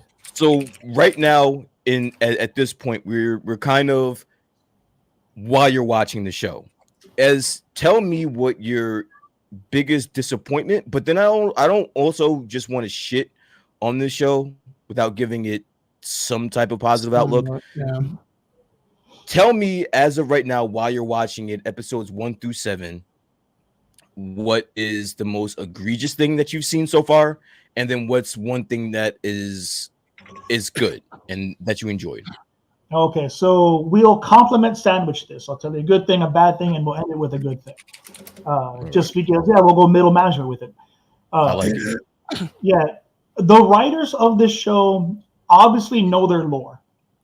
We are getting pieces of Legends lore that even for someone like me, I've read so many of these books. And now I just repurchased all my Rogue Squadron books because I wanted to reread them now that we have a potential chance of having an X-Wing. So pissed we're not getting that show, by the way. Oh, yeah. So the writers are giving us, Jedi lightsaber breaking medals that haven't been mentioned more than maybe 3 times in Legends lore. We are getting lightsaber whips. We are getting things that are quickly mentioned. And that's beautiful. That means these people cared enough to do their research. What bothers me about it is they did the research, but it's so disconnected that the story isn't set up chronologically correctly, has been edited poorly, or I'm not sure what they're doing. The pieces are there. It's like somebody gave me 2 puzzles and mixed all the pieces together. And now I'm trying to make 2 separate puzzles, but I don't know what I'm trying to build. I don't have the reference picture. There's no picture. There's no picture. Yeah, so I'm trying to piece things together, and I'm getting these tidbits where, okay, well, I have a mountain here, but I got a boat over here, and that doesn't make sense. They could go together, but I don't see how. That is a great analogy, Mike. Sorry. It's pretty good. And then, the last piece of positive is there is good writing here. There's potential for a good story if I could just fix the pacing. If it wasn't so slow and then breakneck speed for some reason, and then just episodes that aren't episodes, they are nothings. They aren't giving me anything. I mean, this last episode dumped really quick on us that the twins were created via this virgins, but they are 2 bodies of 1 soul. They aren't twins where 2 souls were created and 2 bodies were created from the Force. It's 1 soul split, and that should have been, covered far more. it doesn't give us what a Virgins does, because the Virgins in Star Wars is a planet-wide thing, right? And this is why Anakin Skywalker is so important. The concentration of the Force to make up Virgins is usually planetary. A planet carries that Force weight, and you see it like on Dagobah, you know, the Tree of Fear, where you go in and you face your fears, and Yoda sends Luke in. You know, that's a huge power source of the Force. You see it on Mustafar, and that's why Vader plants himself there, because he can access the Force heavily there. You see it between the world between worlds, and that how they can travel through time, because that's Virgins. Here, the planet that the witches are on have a Virgins, and they use that power, they manipulate that power to separate one soul into two people. But in Anakin's case, a Virgins is a person. Anakin has a planet's worth of the Force in him, and that's important. And we don't get that differentiation. There's so much potential, and they're not doing anything. It's bothering me, gentlemen. It really is. I mean, I'm enjoying the show for the pieces that they're giving me. It's like drinking salt water. I'm lost at sea and I'm desperately thirsty, and I'm drinking the salt water because it's something to drink, but I'm killing myself with it. Yeah. Yeah, it's a really good point. That's a really good analogy. The saltwater one, I think, is probably the best one. That's probably the best thing. But like, I get the idea of the whole like the divergence, right? I mean, there's only been only one other like Sith that was a divergent in the Force, which was Darth Revan. Was that what it was? But Revan wasn't really a true divergence. Revan manipulated the existing Force. The only true person that carries that much Force in him is Anakin Skywalker. Anakin Skywalker, yeah. I mean, because that's what makes him special, is that he's like the Messiah of the Star Wars universe. He's like the Jesus birth kid and all this other shit, right? But like you came in and you talked about this. I think you mentioned a comment last week where you were like, "Oh, this is supposed to be like the hubris of like the Jedi and all this stuff." Don't you think in Leslie Headling's situation, like it's kind of hubris to think that she could take a character like Anakin and cheapen him by doing it, by adding this whole situation where she's trying to like she tries to cheapen the story of Anakin by being like, "Nah, we did it first." Like, look at us. That's why I have to defend her, because that's a misread on poor pacing and poor storytelling. Okay. The twins aren't Anakin. In no way are they the same thing. The witches used the planet's Virgin's power to make the twins. They aren't carrying a planet's worth of power in them. Anakin was made by the Force, by midichlorians. He is a walking divergence. Yeah. You know, the twins aren't. And I think as Star Wars fans, the toxicity we're always talking about, we are experiencing that, they're saying they're the same thing as Anakin, when that was never said. It was never said that they're the same thing. Matter of fact, they couldn't. It casually is, because the queen, I forgot her name, of the witches looks up at Soul and she says, you know, your hubris is going to be your downfall or whatever. And she's kind of referencing the idea that the thread or the Force or whatever she calls it is giving her a vision of like Order 66. So she already knows the future. She knows exactly what's going to happen. So yeah, like it's out there in the idea that she knew exactly like what they were doing, because she can already apparently like see what's come to fruition or whatever, right? Like that's the idea of it. You got to remember what the prequels showed us, and at the time when they came out, people were shit on them left and right. But Yoda realizes by the time the third movie comes out that the reason the Jedi didn't see it coming is because they were so built on being politicians at that point. Yeah. They were so focused on being rich and liked, and these existential childlike cops. And it's something that I told Brian, that this last episode felt like gross negligence, the episode. Where these Jedi are letting a Padawan, you know, run off with his emotions, go attack this place, because if he blows it up, he can leave. Well, and I mean, not only that. Like, you know, I know better than an entire culture of people how to raise their children. You know, that's one, racist as shit. And two, you know, as a Jedi, you're supposed to be tolerant of other cultures. If this had been Star Trek, they would have crapped out the Prime Directive. They are influencing our culture inappropriately. Yeah, that's straight up Star Trek right there. But the idea is like that's why they were there in the first place. Like, why is it that we think writing wise, they wrote in the idea of sending a master, a Jedi Knight, or and a Padawan, and whatever the fuck the Wookiee was. Was the Wookiee a Jedi Knight also? The Wookiee was a Jedi Knight. Yeah. Okay, so they sent him as a Jedi Knight and a Padawan to an apparent planet that had an opportunity to be a divergent planet. Depending on some incident that I'm guessing they're setting up for the Old Republic, because Leslie Kennedy, God willing, she does not get the rights to, because I think she'll fuck the whole thing up, is trying to fight for the Old Republic film. And I, by God, don't want her to do it. By God, with what she's done with this, I don't want her to do it. And that's I mean, that. On your opinion, would you want her to be the director of this, or the writer, or whatever? Well, I'm gonna piss off probably 80% of the toxic Star Wars fans out there, but I don't think she gets the Old Republic. I think she should do the High Republic. So she's doing it. She's fucking it up, Mike. Well, she's doing it now. But that's where everybody's animosity comes. Like, oh, it's a woke show and all that other horse shit.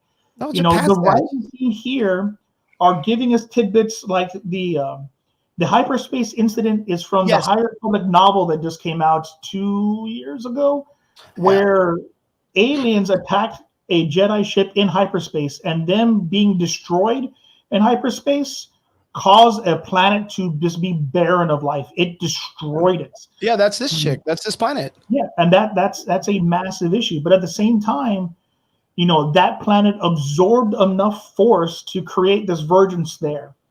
Yeah, and that's why.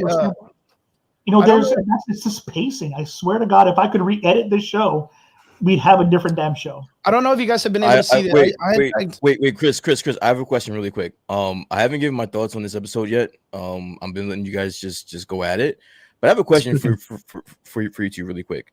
Do you think this is a case of the creators of the show focusing more on whatever message they're trying to get out, as opposed to focusing on the lore and getting things accurately and sound? Yeah, message and trying to shape the Star Wars lore into what they want to change it into. Like, they want to try to change the format, change the old school look, do something different with it. And because again, like this continuity wise doesn't really give me 100 years in the past if it's just the same shit that we were dealing in the regular original 3 movies, which is not even close to the precursors or the prequels, like in the same format. Like, this feels just like the regular Luke Skywalker original 70s movies, the way it's written. And they're kind of overlooking the entire first set of the prequels. Looks like they're just overstepping all that stuff. The only thing that I see is like even the factor of it too. Like, there's no like even you would assume that you would start to feel the vibe during this time period where the Republic was literally looking down at the Jedi. At least something that they're like treating them like some kind of shit. You know what I mean? We got that more in the was it the fucking Boba Fett movie where they're talking about the politicians at the beginning and they're kind of like down talking everybody, or the C-3PO incident, or what was that? What was that when C-3PO came out? Was it Boba Fett? The Book of Boba Fett, right?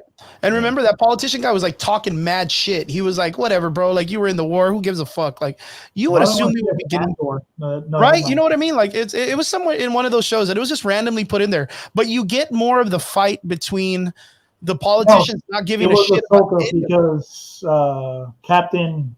Oh, it was Ahsoka. Good call. Okay. Yeah, honestly, all of them kind of have that political aspect of it. But I kind of want to get. I get that.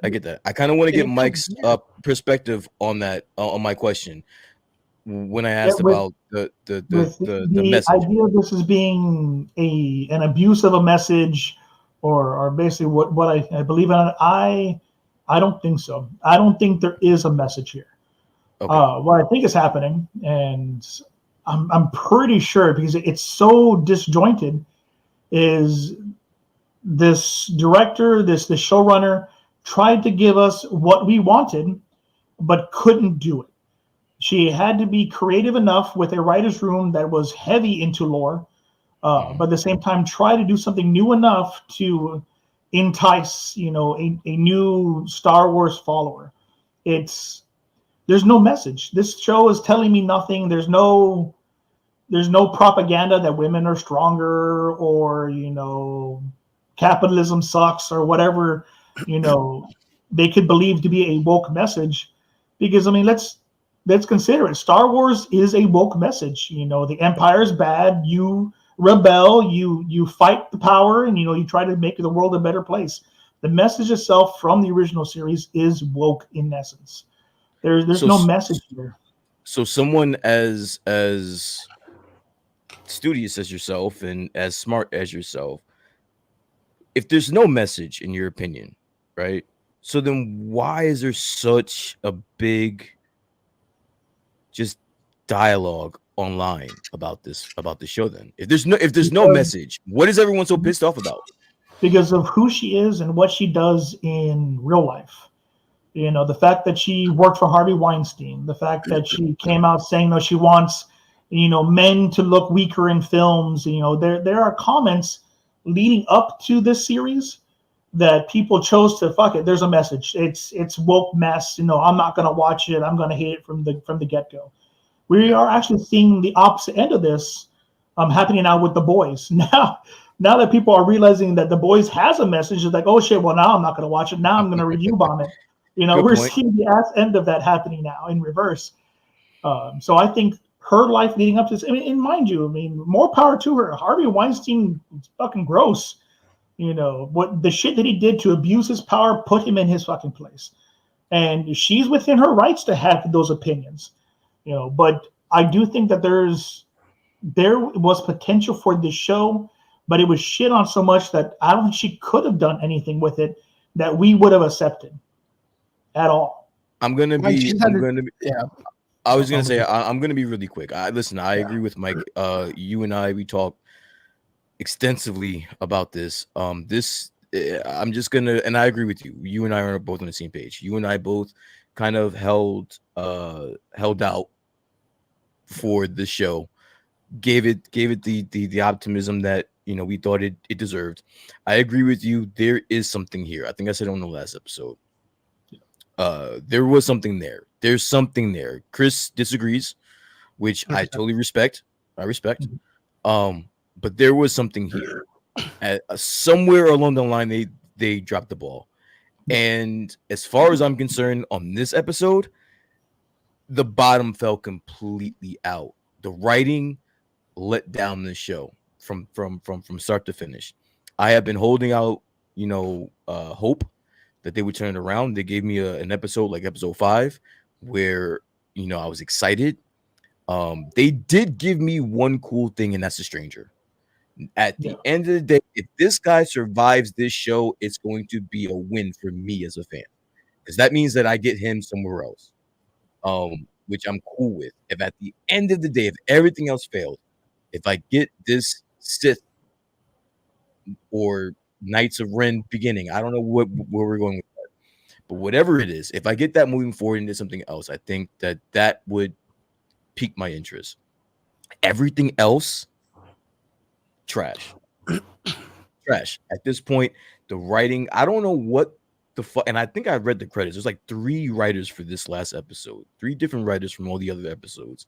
They completely shit the bed. This was not an episode 7 out of 8 episodes. No. This was basically episode 3, just from a different perspective, and you really don't get anywhere closer to. We already knew most of the shit.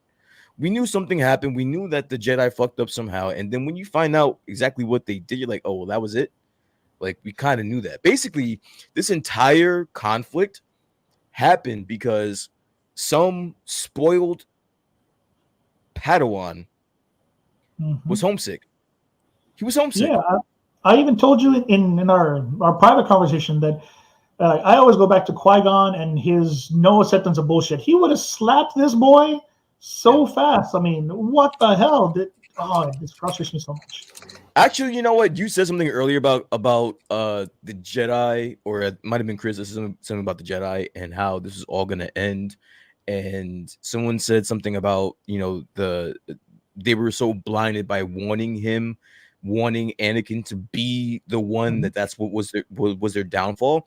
And I will contest that it wasn't everybody, because from what I remember, everyone was against Anakin becoming a fucking Jedi. It was one guy. Who was that guy? Who was that guy, Mike? Tell me who was that guy, Mike? I will clarify the statement. 100%. Who was that guy? When dude was like, "Fuck this kid," straight up. Samuel Jackson was the man. Might as well drop the F-bomb. I would have been okay with it. I think Yoda was against it too, bro. Yeah, Yoda was. That there was fear in his heart, and fear leads to anger, and anger leads to hate, and hate leads to the dark side. That's where we get the quote. Yep, there we go. Yep, but. Who's the guy? No. Tell me. I want to hear you say the name of the guy that was responsible for this. Who did it? Tell me. They put Obi-Wan did it. Is it Obi-Wan or is it Qui-Gon Jinn, bro? Well, my thing is, and it's some conversation my wife and I have quite a bit when we're nerding out with each other. If Qui-Gon had lived, Obi-Wan would never have been a rookie teaching Jesus. No, we're not doing that, Mike. We're not doing that, Mike. You have to know the way it works. And it's the balance. It's the balance. The moment Anakin's bullshit went overboard into the dark side, Obi-Wan became the other chosen part of the Force. That's why you had the fighting in the end. That's why you had all the way to the part where Obi-Wan gets cut down by him, creating Luke Skywalker even stronger to kill him in the end. Like, it's all the balance. The moment Anakin stepped to the dark side, Obi-Wan's power set kicked up. That's why he was able to whip his ass in Mustafar, dude. So from what you guys are saying, if Qui-Gon Jinn does not die, that Darth Vader does not happen. Is that what you're telling me? 100%. Qui-Gon Jinn would have kept his ass in check. He would have kept his ass. But you know what? I do take that back in a way, because he couldn't do that shit for what's his face, Dooku. Dooku still changed to the dark side, and that was his teacher. Like, that's even worse. Like, if you want to consider that in a factor, it's just the way shit works when it comes to this whole balance shit. But now, like, the thread makes it even more confusing, because it's the pool of like who goes dark and back and this and that. But Qui-Gon Jinn was there when Dooku changed, and he was like Yoda's apprentice. Like, he was under the highest fucking person in the Jedi factor, and even his shit did not work against a person like Dooku. But Dooku had like a hardcore childhood. Like, he had a fucked up childhood. He was like literally treated by his father like a fucking outcast, just treated like shit. He had so much like resentment towards father figures, it wasn't even funny. And he liked to kill motherfuckers. Like, you can't take that away from someone. And that's like lore-wise, we're still looking at Yoda. Yoda may have been an amazing Jedi Master, but Yoda wasn't amazing at sensing the Force, because by the time Yoda becomes who he is, you have Sith like Darth Plagueis corrupting the Force. You got Palpatine coming into power, and he's doing his, I'm an old man and I'm not scary, and then fucking destroying everything. Like, I 100% see where Brian's coming from it. But I do think Qui-Gon would have made a difference if he hadn't gotten it by Darth Maul. But I mean, we'll never know. I can't write that what if. Because if I did, it'd be the most one-sided fucking what if ever. I'm gonna agree. I think if Qui-Gon Jinn didn't die, it would have been different. 100%, because again, Obi-Wan was very rash as a child, as a young man. It wasn't until Qui-Gon's death that he kind of grew up a little bit. You know what I mean? But other than that, he was doing the same fucking mamadas that all the other Padawans do, challenging and talking shit back and all this stuff. But then you have that kind of dude raising this other fucking dude that's got no control of himself. You know, fucking, it's wild as shit when you break it down in that sense. But like, again, going back to like this stuff that's going on, you would have assumed Qui-Gon Jinn was somewhere around this era. You know, you have that other fucking Mundy, what's his name? The fucking Conehead guy. Yeah. He's there. Like, Yoda's somewhere in this fucking factor. There's fucking Sith all coming back, or at least some dude in a black costume with a red lightsaber that's fucking mauling people. And this is supposed to be 80 years before the prequels, and they're claiming this is the first resurgence of them knowing there's a fucking Sith out there. See, and then the first fucking prequel film is called The Revenge of the Sith. There was never been a moment where he said, "I'm a Sith." Yeah. So 100% the prequels are accurate when Mundy says the Sith haven't existed for X amount of years. However many, Yeah, Yeah, because he's not it's Sith. And still a honestly, dude with I a don't black think suit anybody and a that's red seen him lightsaber. survives. I don't That- think anybody. That's 100% a dude with a cloak, a black ass cloak, and a red ass saber.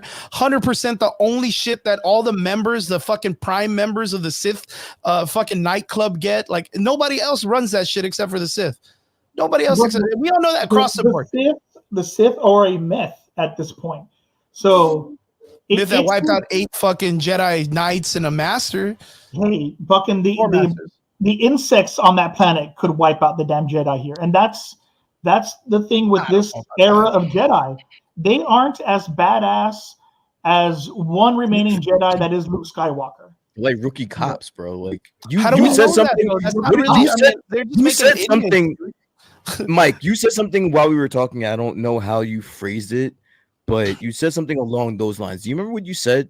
Like in comparison to the Jedi that are the coming. Jedi were acting like a bunch of childlike cops wielding laser swords. Yeah, Yeah, and I thought that was extremely smart. You're right. That's exactly what we got in the show, and then what we're getting. Yeah, it's what we got in the show, but not across the whole fucking legacy, like the legacy media when it comes to like Star Wars. That's what I was saying. Like, there's a potential here if we had got to see that part of the High Republic, because I mean, we see that happening at the end of it for the Jedi Sith War in the comics. We see some of that in the High Republic books, that the Jedi in this time frame aren't together. They aren't supporting each other. There's infighting. There's jealousy. The Jedi? You know, there's brash and rash opinions being made.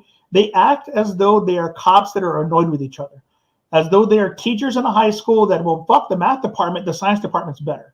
You know, that's the Jedi that we see in this time frame in the High Republic. Because they are so powerful, they don't have anything to do but bitch and moan at each other. So you're saying that they don't have each other's back, but that chick from the Matrix literally tells them and lies to the higher committee of the Sith that she wants him to lie because of him not wanting to take the child and blah blah blah. That sounds like she has her back. A huge fucking I got your back if she's willing to lie to the other Jedi Master who can tell when people are fucking lying. That's like a superpower they got or some shit. See, but like they got people's backs. That's a great one. Why did a Jedi have to lie? That's the writing, and that's where the writing comes into play here. Nothing about the Jedi that we met in this show correlates to the Jedi that we know, and I think that's Soul literally is crying and acting all fucking weird around his kid. This entire show, I loved Saul. I loved him this entire show, and then in one episode, this speaks to what the writing did in this episode. In one episode, I kind of hated him.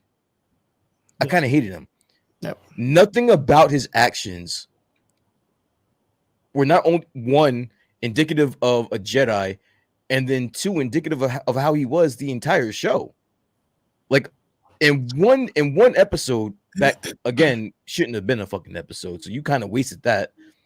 You made the one redeeming character, the one person that you can latch on to take this Jedi trip on, just to dumb out in one episode, and now you're like, well, what the fuck was that?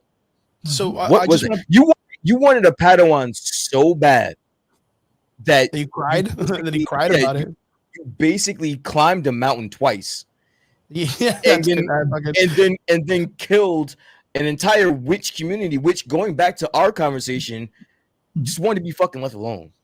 And then to add on to that shit, instead of just grabbing the 2 children by the Force, decided to grab a whole ass fucking 2 bridges that weigh 1,000,000 times more than the children, and then chose to save one of them when he could have saved both of them. Yeah, and that goes back to me. The writing had potential, because you see Carrie-Ann Moss as a master tell him, that's why I have a Padawan as a master and you don't. And that's a backhanded fucking thing to say in any situation. But in stature, she's a master. He's a knight. Knights don't get Padawans. Well, unless you're Obi-Wan, but yes. You know, there's writing here that had potential that just didn't stick the landing. It just didn't leave the ground. Yeah.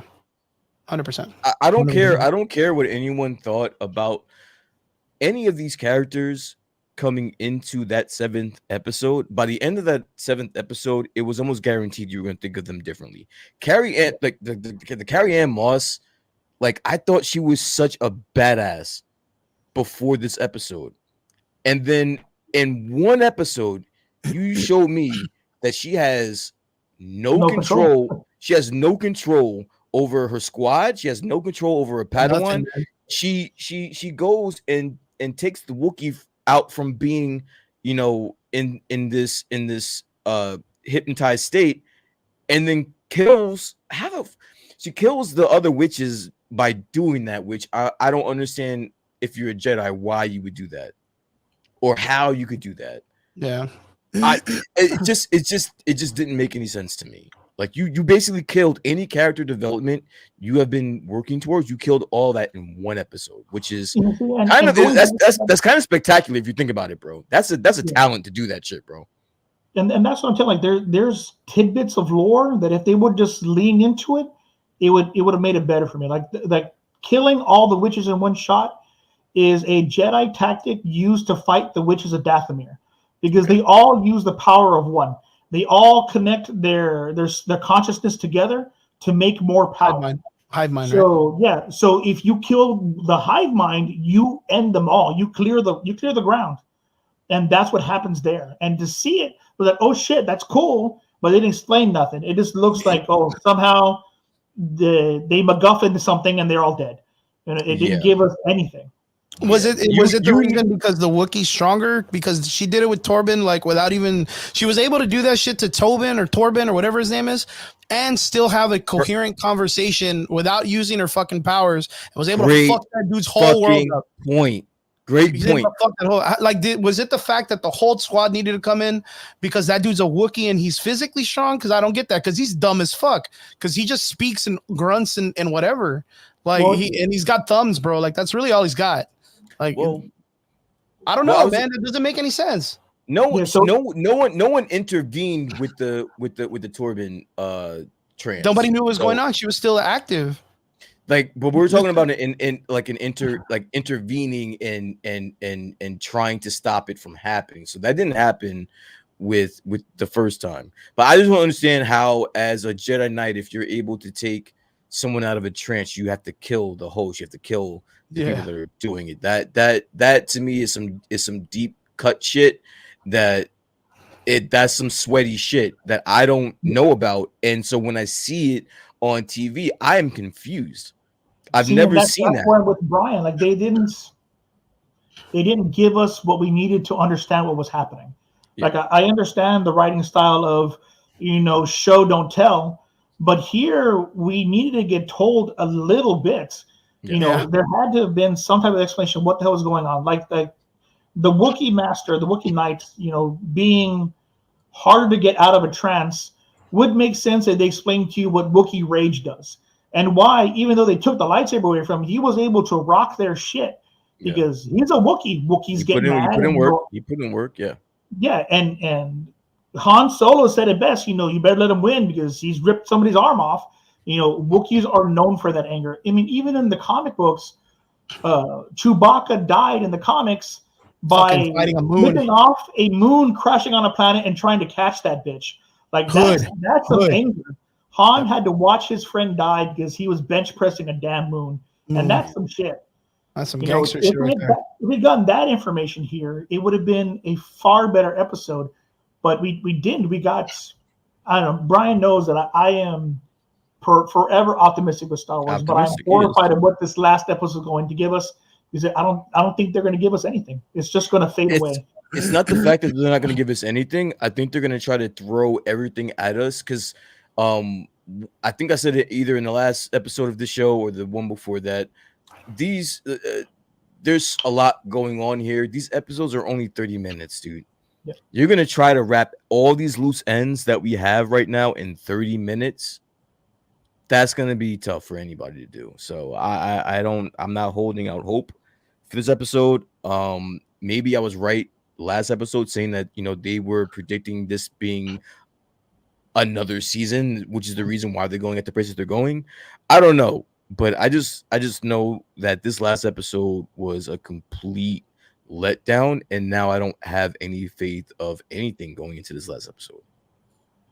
Yeah, I will say that I have two opinions of this last episode, and one, I have to give a shout out to my wife and her theory on this, that it's going to be revealed who the stranger's Jedi Master was, and it's going to be this Jedi Master that's coming with the whip saber, because our stranger has whiplashes on his back.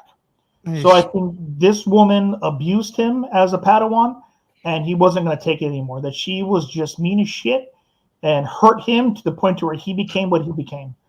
She tried to beat the aggression and passion out of him, and he wasn't going to do it anymore. Yeah, and then two, we are going to get a convoluted mess of everything, and then with this show already falling off the Saab investors rating system, we will not get a season 2 to finish anything. We're stopping here. I like your theory when it comes to. I like your theory when it comes to the whole correlation with the Sith Master. I do think that we will see Plagueis. I think it'll end up still being Plagueis. God, I fucking hope not, dude. I think it's gonna be Plagueis. I do think that the scars on his back were from an encounter that these two may have had in the past, to where he escaped. But I still think we get Plagueis. So I like your theory. My theory is kind of the same. We're still gonna see or find out who his master is in this last episode, but I still think it's Plagueis and not the Jedi. Yeah, and me personally, I'm hoping for Darth Venomous over Plagueis, just because Venomous gives us more wiggle room to tell a different story. Plagueis is this deep and massive lore, and I would like to see Venomous instead. I mean, but that's having a lot of faith that you want these people to tell a whole other fucking story of something that you're interested in. But I think that's where episode or season 2 comes in. I think that's where it comes from. Do you really think this gets a season 2? Do you really think it gets a season 2? You 100%. Do you really think? Come on. Okay. The only I do think so right now. Like if you're asking me right now, I think it does. Okay. I do think that at some point cooler heads will prevail, and they will decide not to do it. I think the whole motive for how this show is going is to get us into season 2. Yeah. Is that there will be a season 2, but I think that after the backlash this is gonna get, because you guys know, like I know, after this last episode, there's going to be a backlash in totality, right? I think after that, they see how this goes. They may not be. That's what I think. I 100% don't think it's going to be things. We have a rating system for investors called the Saab Investors Rating System. It's like the Nielsen ratings, where we have TV shows rated on a certain scale. If it falls off Saab's investor rating system, that means investors are no longer interested in pushing forward another season. Nelson, was it Nelson? Right, Nelson. Numbers. Nelson? Yeah, numbers for Acolyte. I can't spell it. I think the numbers are just starting to come out now. Yeah. On Nielsen, or maybe like a couple weeks. Yeah. Yeah, I'd like to see this. I like to really fucking break it down, because I 100% don't think this fucking show gets a second season, because it's got to be like in really fucking bad shape. Yeah. In fact, right now, from June 10th, June 15th, I would like them to get a second season just so I can figure out what story they're telling me. I want to see more, because I want it to right the ship, because I know there's something there. I'm just not getting it.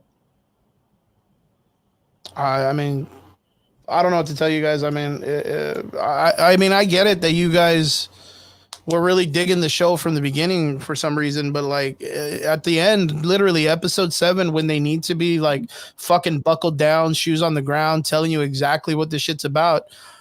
Literally one of the worst written things in Star Wars history, and this show to be deemed under the Christmas special. Like, you gotta, like, there's a lot of people coming up to bat and getting major swings, man. Because, like, again, episode 7, and you know, for some of us that had been already tired of it, we were telling you guys, like, hey, man, this show's not good. Like, it's gonna fail, because they had a lot of room to really work with some really great stuff. And they went the cheap route to try to like break down a bunch of old shit and like change the rules because they want their shit to be the history that's running the old shit. See, but You know what I mean? that's why I disagree, because they didn't break any rules. They are giving us didn't. the exact rules that are there. We're not accepting that that's the shit. That's what Lucas gave us to play with. Yeah, This is the sandbox they gave us. I think you've probably seen that interview, right? Where it's like George Lucas saying, hey, you know what? Like, well, we got rid of Legends and we gave all that treasure to Kathleen Kennedy and we were like, do with it as you will. Do with it as you will. But she's still using the same template to build an apparent whole new take on the Jedi outcome. And all she's doing is fucking falling flat on her face.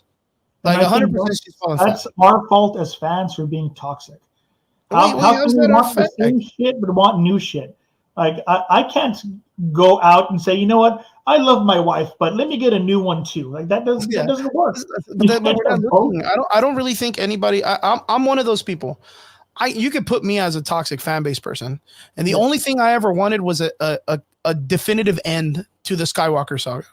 That's all I wanted. All I wanted was just a good definitive end and not kill off my heroes and turn Luke Skywalker into a huge piece of shit and just shit on everything and then make Leia like the weirdest fucking Skywalker on the planet and then make Solo like a big piece of shit, like a worst father figure ever, like not even there for his kid, like fucking send his kid off to boarding school and then the uncle fucking, you know, we've talked about this a million fucking times. I feel like I'm like a broken fucking record. Luke Skywalker would never change to the dark side because he thought his nephew was going to be a piece of shit Sith guy.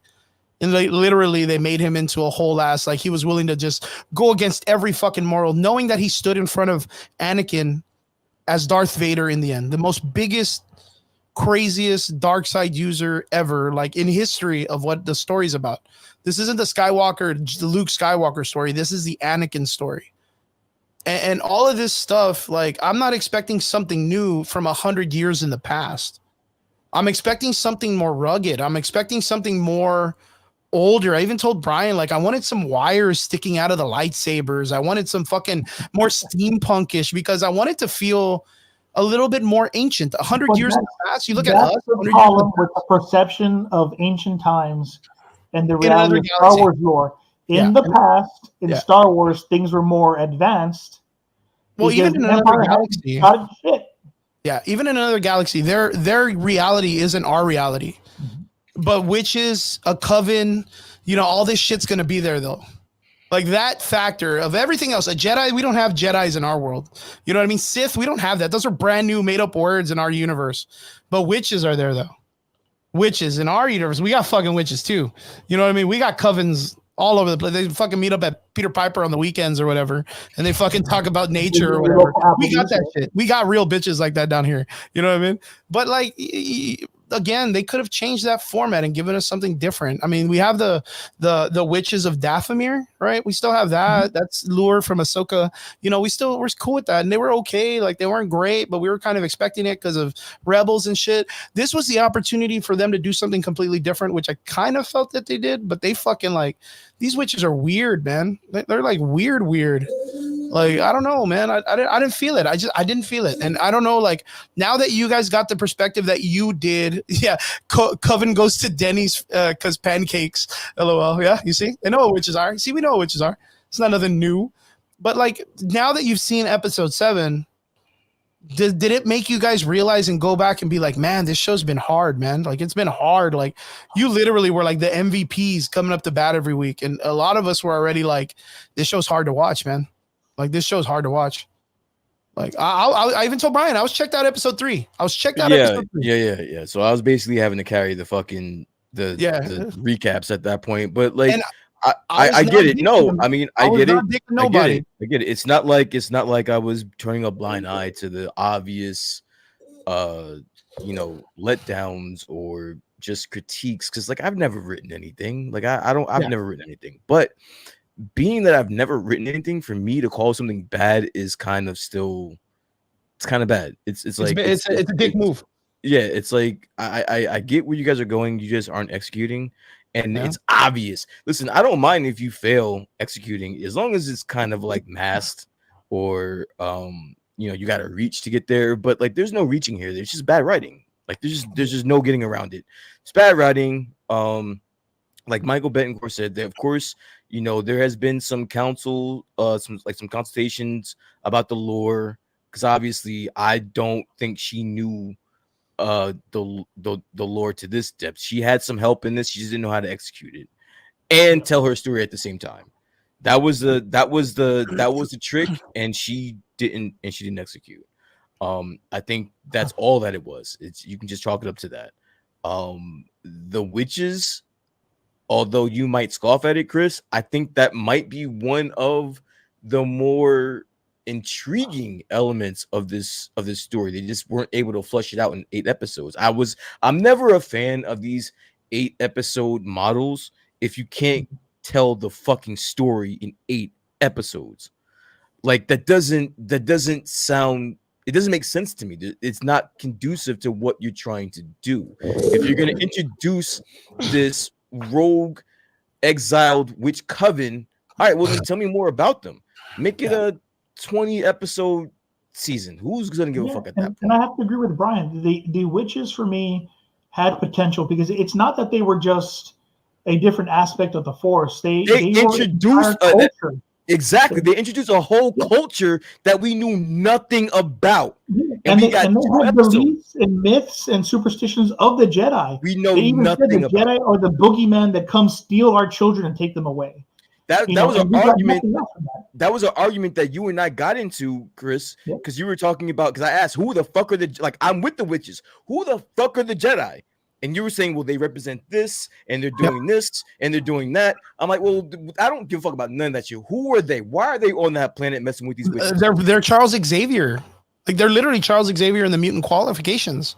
They are the culture that takes people that are force users and helps them to understand it to a better acknowledgement. Where Magneto is the Sith. He gets dudes with powers, and he's like, They did not execute that in this show. No, but that's Star Wars across the board. That's Star Wars across the board. That, and that's the easiest way I could format this shit, because that's the easiest way to understand it. The Sith would be Charles Xavier trying to teach the X-Men to do good. Do you have dudes like Wolverine that want to go and kill people? Yeah. Do you have dudes like Cyclops that bang all the chicks? Yeah. Do you have people like Jean Grey that are fucking split in half and cloned and fucking crazy? Yeah, you got that in all the fucking Jedi. But the thing is the Magneto character is what the Sith is, and it brings people in that have powers that are raw and undefined, and says, hey, you know what? I can help you with that, but I can help you rob a bank with it or do some crazy shit. And that's 100% good and evil, just on the fly, just 100% good and evil. Like you guys mentioned it right now, that it invited a whole, and it introduced a whole culture of these people that are able to use the Force in a very Sithful way to begin with, because it's all based on lust and desires. I'm gonna fight you right there, Chris, and I usually don't. Like I'm usually no. I mean, if you do, that's fine. But let me finish. Yeah. They introduce a culture that nobody had ever heard of, but there is factors of different Force users, but everything is based on desire, which is a thing that the Sith, an understanding what the Jedi preach, is something that leads you to the dark side. And all these people are doing is using dark side powers or magic in a dark side sense to get what they want. But what my biggest concern is, they introduce an entire culture based on the factor that these fucking people just literally made 2 fucking children out of something that took 9 fucking movies for us to really understand. Anakin Skywalker being like some fucking Jesus Messiah character. These fucking people did it in a Disney Star Wars streaming service that no one fucking gives a shit about. I don't mind it, and I will allow it if you're able to flush it out and give me the story. She didn't flesh it out. She didn't flesh it out. Literally, how did they create him? How are they able to magnify their force? We don't know, and we're probably not going to be able to find episode 7 in this last episode 7. They had fucking. You said each episode is 30 minutes. 30 minutes. They had 30 minutes to explain it, and they fumbled. 30 times 6 is, I don't even know. That's a long fucking time for you to explain to me and go like, this is how we did that shit. Because Lord Plagueis, we're trying to figure it out. I think I argue with you. And I said that it doesn't matter. It does fucking matter. You're absolutely right. All right, you're only right if that's what they wanted to do with the show and flesh it out and explain it to you like that. I mean, I don't know if that makes any sense, but like No, it's a show. I need you're that right. information. You're right. You're right. Yeah, you're Yeah, right. You're across right. the board, across the board. I'm not gonna fight this Yeah. anymore. You're right about that point. You're right. We need You're context. right. Mike, I know You're I right. cut you off. We were talking about the witches. Please go back and tell me. I'm sorry, dude. I know we don't All got a right, lot of time. yeah. And I'm not gonna. I don't want to keep it up. Yeah, so they introduced an entire culture, and you are stuck in the idea that what they are doing is Sith-like, when the Sith don't exist right now. What these witches are doing are what the Jedi, in some of their sects, discuss. Being mindful of the living force. They are using and pushing and manipulating the living force to create life. And later on, you can see how that could be Sith-like, because we have experienced Sith. We are watching this in too much of a meta fashion. We know what's coming, so this has to be Sith. And in no way has anybody said this is Sith. What I think the problem is this show tried to give us culture and didn't show us a culture. It showed us what we identified as the bad guy and made them the bad guy. Okay, well, before we go past that, I don't want to get past too far because of the fact that the Sith era still existed in this format because Bane was still recognized in the Rebels show. So Bane, Darth Bane, or whatever his name was, being way before all of this shit, 10,000 years or whatever. That's why they have the time of peace, is because they get rid of the Sith. They've already gotten rid of, so they know that the Sith existed. There's a formula, there's a template, just like we know samurai existed, just like we know fucking the Egyptians existed. There's historians in this nature that know that Sith existed. Just because they don't exist now doesn't mean that they don't know they were, or nor that those acknowledgments of rituals and holocrons and Sith artifacts are somewhere in that community or nature. But that's taking yourself out of the lore though at that point. That's just understanding that there's history in this format and that there's lore available. Not everybody's a student of history. Not everyone even is factoring knowledgeable into what that. happened.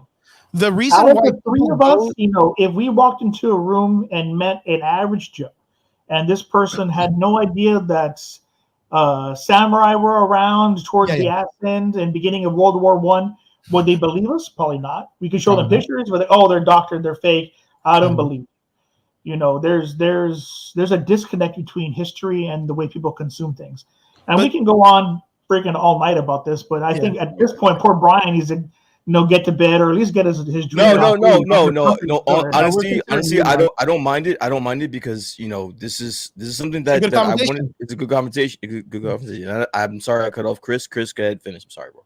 The other thing that I wanted to touch base on really quick is the factor that being a Jedi is harder than being a Sith. You have to train your body, your mind, and your spirit to be a good Jedi. Sith, you don't. You have to fall into your emotions. That's the easy part.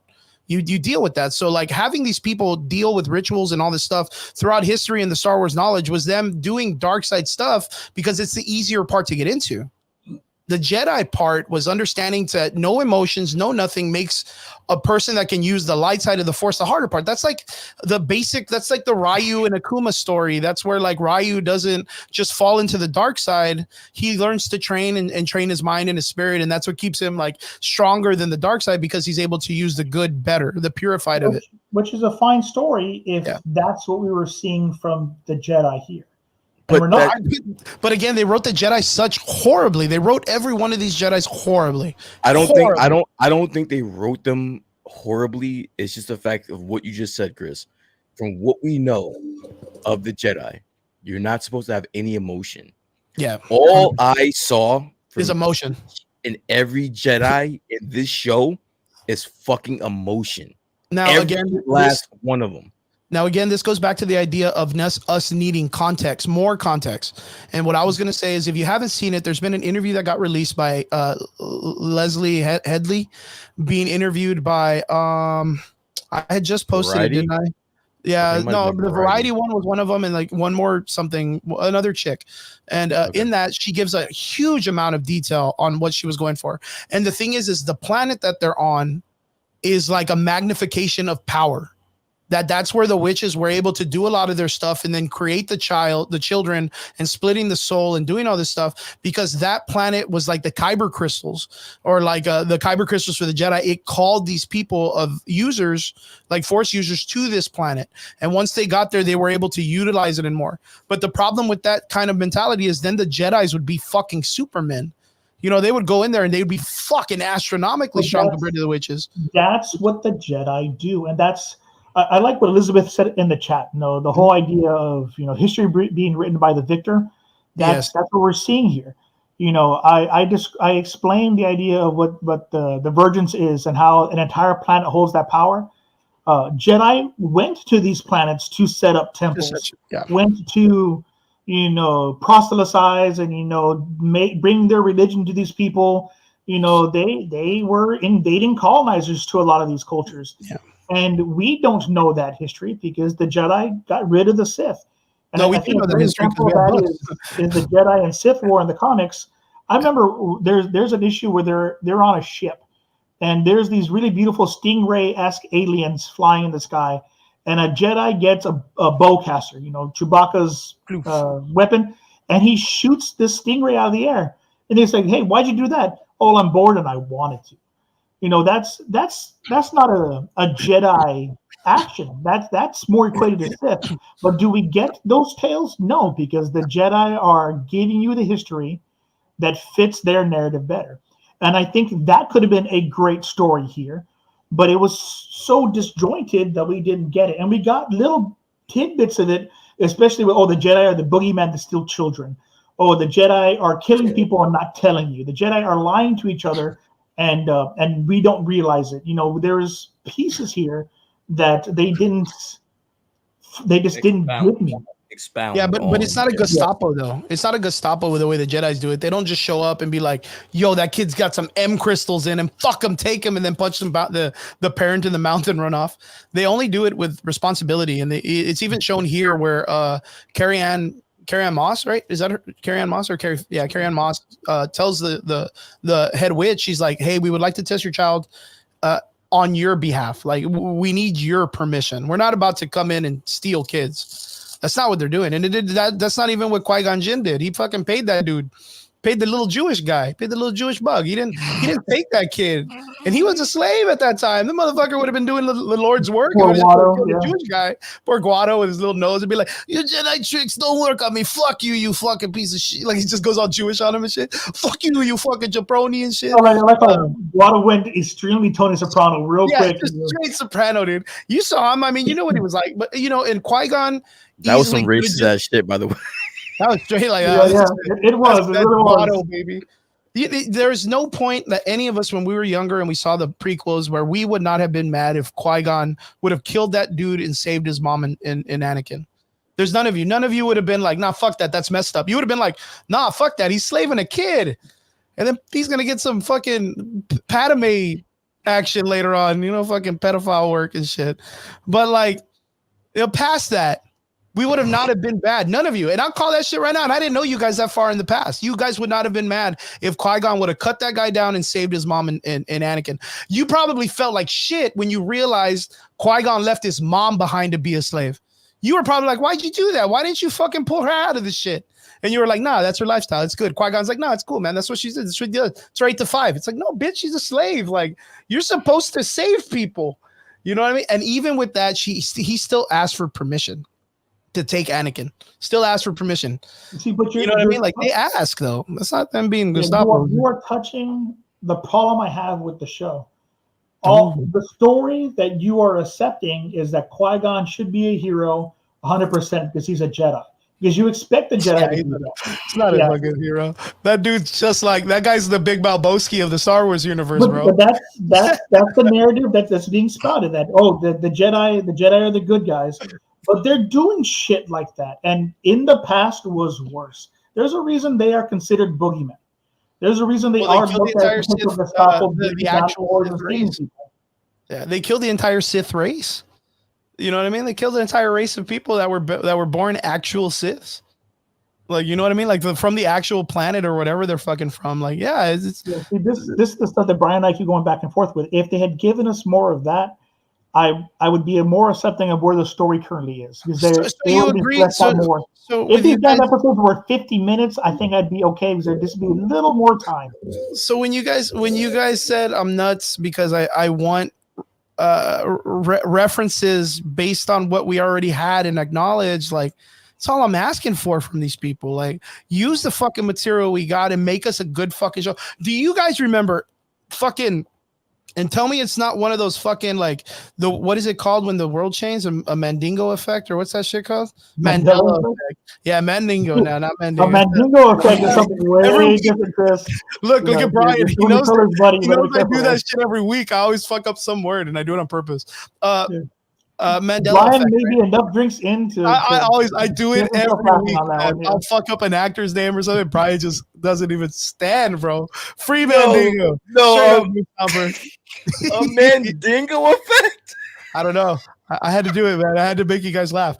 The Mandela effect. Do you guys remember the trailer that they released a long time ago where like a Sith, it was the Acolyte trailer, and there was a Sith like fucking riding like a chariot, a fucking X-Wing or like the Sith, the fucking bubble ship, and he's got his lightsaber out and he's like on top of it. Do you guys remember this shit? Brian, do you remember that? We covered that as a trailer because we were super excited at what the Acolyte was supposed to be. I'm sorry, I have to compose myself. Can you ask the question? Can you ask the question again? Speaking of the Mandela effect, there was a trailer that just dropped. I'm not sure what Star Wars he downloaded, but he downloaded a Star Wars, all right. Brian, that wasn't the Star Wars I was watching, bro. Yeah, that's what were you watching? That's not the episode 7 we were waiting for, dude.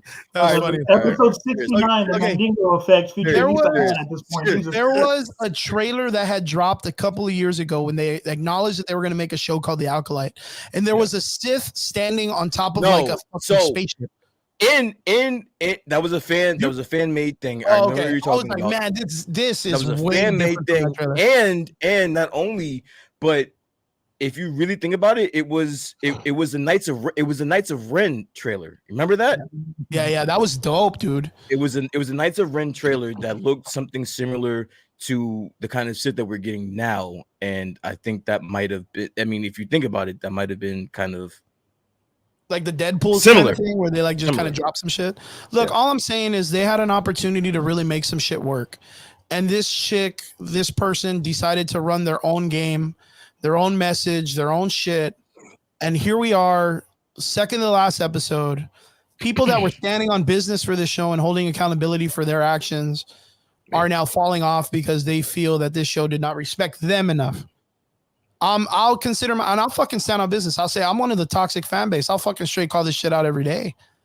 But like you guys, you two, I mean, you guys have been standing on business with this for a while. And even Grace Randolph is in the same position. I don't know if you guys saw that, but Grace Randolph, someone that's been like up to bat about this show, saying that everyone else sucks because this show's amazing. Literally episode 7 was like, guys, I can't take this shit no more. She was more on the lines of optimism. Like, yeah, it's not the best, but she would. I watch her religiously. Yeah. So whenever there's a recap of a show that I watch, I'm watching it, especially from her, and she will call out when there's something bad, but she also highlights things that are good. She just had nothing of this episode. She had nothing good to say about this episode. Yeah. So it's rough. We were so optimistic. And this episode was a non-episode. It did nothing. And it's too late in the game for them to do that. A recap. Yeah, and it's too late in the game for them to do some shit like that. And like you guys were talking about it earlier, and you were like, maybe they fix it, maybe they don't. They already filmed this shit. Like it's out to go. Like, like it's already on paper that whatever it is that they got in 8 episodes, they ain't gonna do no reshoots now, man. It ain't gonna be a week out. They're gonna change some shit. Like they got this shit going, and they got to stand on business for the next couple of weeks, whatever they get. I don't know if you saw. I think I posted it up earlier in the week that I told Brian and the guys like. They literally took the audience score off of Rotten Tomatoes after the podcast where I had said, I don't know, man, probably the next thing they're going to either do is cancel the show or they're going to remove the audience score and they never have done that before. And I don't remember any show that they've ever done that before, like anything. And I called that shit amongst each other on the podcast last week, right before it happened. And they fucking pulled the audience score because they know that people are going to go out there. And the number one thing that Brian and I were talking about was like, it's so weird. And I agreed with him. And I thought it was very awkward to know that the show was at 14% for like 3 weeks, 4 weeks. Like that, no movement up and down, just stayed at 14%. The only reason why I could think that they would have cut it off last week is because they knew they were going to fuck this episode up. Because I think this one would have dropped that bitch down to 11 or 10. There's no way that knowing that there's people who are supporting the show have all been like, nah, dude, I can't. That was bad. That was bad. I would combat that by saying if they were still doing it episode by episode after episode 5, the Rotten Tomato score would have jumped up. So whatever happened after that, it was active during that time. It wasn't. It's been at 14% since episode 3. Since when I jumped in from work and I was shocked because you remember it. Like I had no idea it was at 14%. It's been at 14% since episode 3. Yeah, but what I'm saying is that actively you could still go and review it. And you could still put a better score. So episode 5, probably would have made it jump up and down or whatever. But we didn't get any of that. And we talked about that. We were saying that I thought it was fucked up that it hasn't jumped in any format. It's just 14. It's just there, which means either that they had stopped the reviews from making an effort and that little image stopped it, or it dropped lower than the 14% and they had paused it and they weren't allowing it to go up. And it just wasn't reaching a 14% anymore. That's the only other way I can figure is that they cap it at 14% to save the company. With the rating system like that, since it's fan driven, it most likely didn't get above 14%, and they paused it because it was just getting review bombed. A lot of it is review bombing. Watch. Yeah, so I didn't make a review. Show that there was heavy viewership for episode 5. 5 knocked it out the park. I haven't looked at the latest episodes because, I'm frustrated. But you see that 5 is a wonderful, amazing episode. And then nothing happens with Star Wars. Episode 5 is a Star Wars fans episode. Yeah. That was a Star Wars fan episode. If you like Star Wars, even if you're a casual fan of Star Wars, episode 5 would have bumped it up from a 14%. No doubt about it. It was just action. Well, but like the story wise of the episode was still kind of low, but the action was great. But the episode 7 had action. You had a whole ass Wookiee beating the fuck out of a Jedi master, a knight, and a fucking Padawan. And the Padawan wasn't doing too bad. He was pretty cool and exciting to watch too, man. But we didn't get a whole ass episode of that. We got a whole ass recap, and then of an episode of shit we didn't want to rewatch. 10 minutes of actual fight. I'll disagree with you on that one, Chris. But I see what you're saying. I get what you're saying. And not only that, Brian, episode 3 was very excited to know what the explosion was. You remember that shit when you were like, dude, there was an explosion. I'm fucking excited. And you got it and it was jack shit. Yeah. You know what I mean? Like, and you were there and I fucking felt it. And I was like, yo, Brian's right. Something's got to pop off. Like something's going to do it. A witch is going to make an explosion. And it wasn't, bro. They dropped the shit on that. And you acknowledged that because as an audience member, you were like, there's something there. There's a point that they're making with that explosion. There's something that happens out. And you were like, dude, there has to be. And it was jack, bro. It was just some explosion in the background. In this episode, we found out that it like you said, it was jack shit. And the writing was trash. Yeah. There's no other way to put it. Yeah, and I was hoping that we were going to see Osha escape from where she was kidnapped and out of anger accidentally kill everybody. She was going to release something horrendous, murder everybody, and that teases her being more dark side than good side. There was one part of me. My theory was I thought Soul was going to just kill all these bitches. I thought he was going to throw a thermite bomb and just boom, fuck them all up.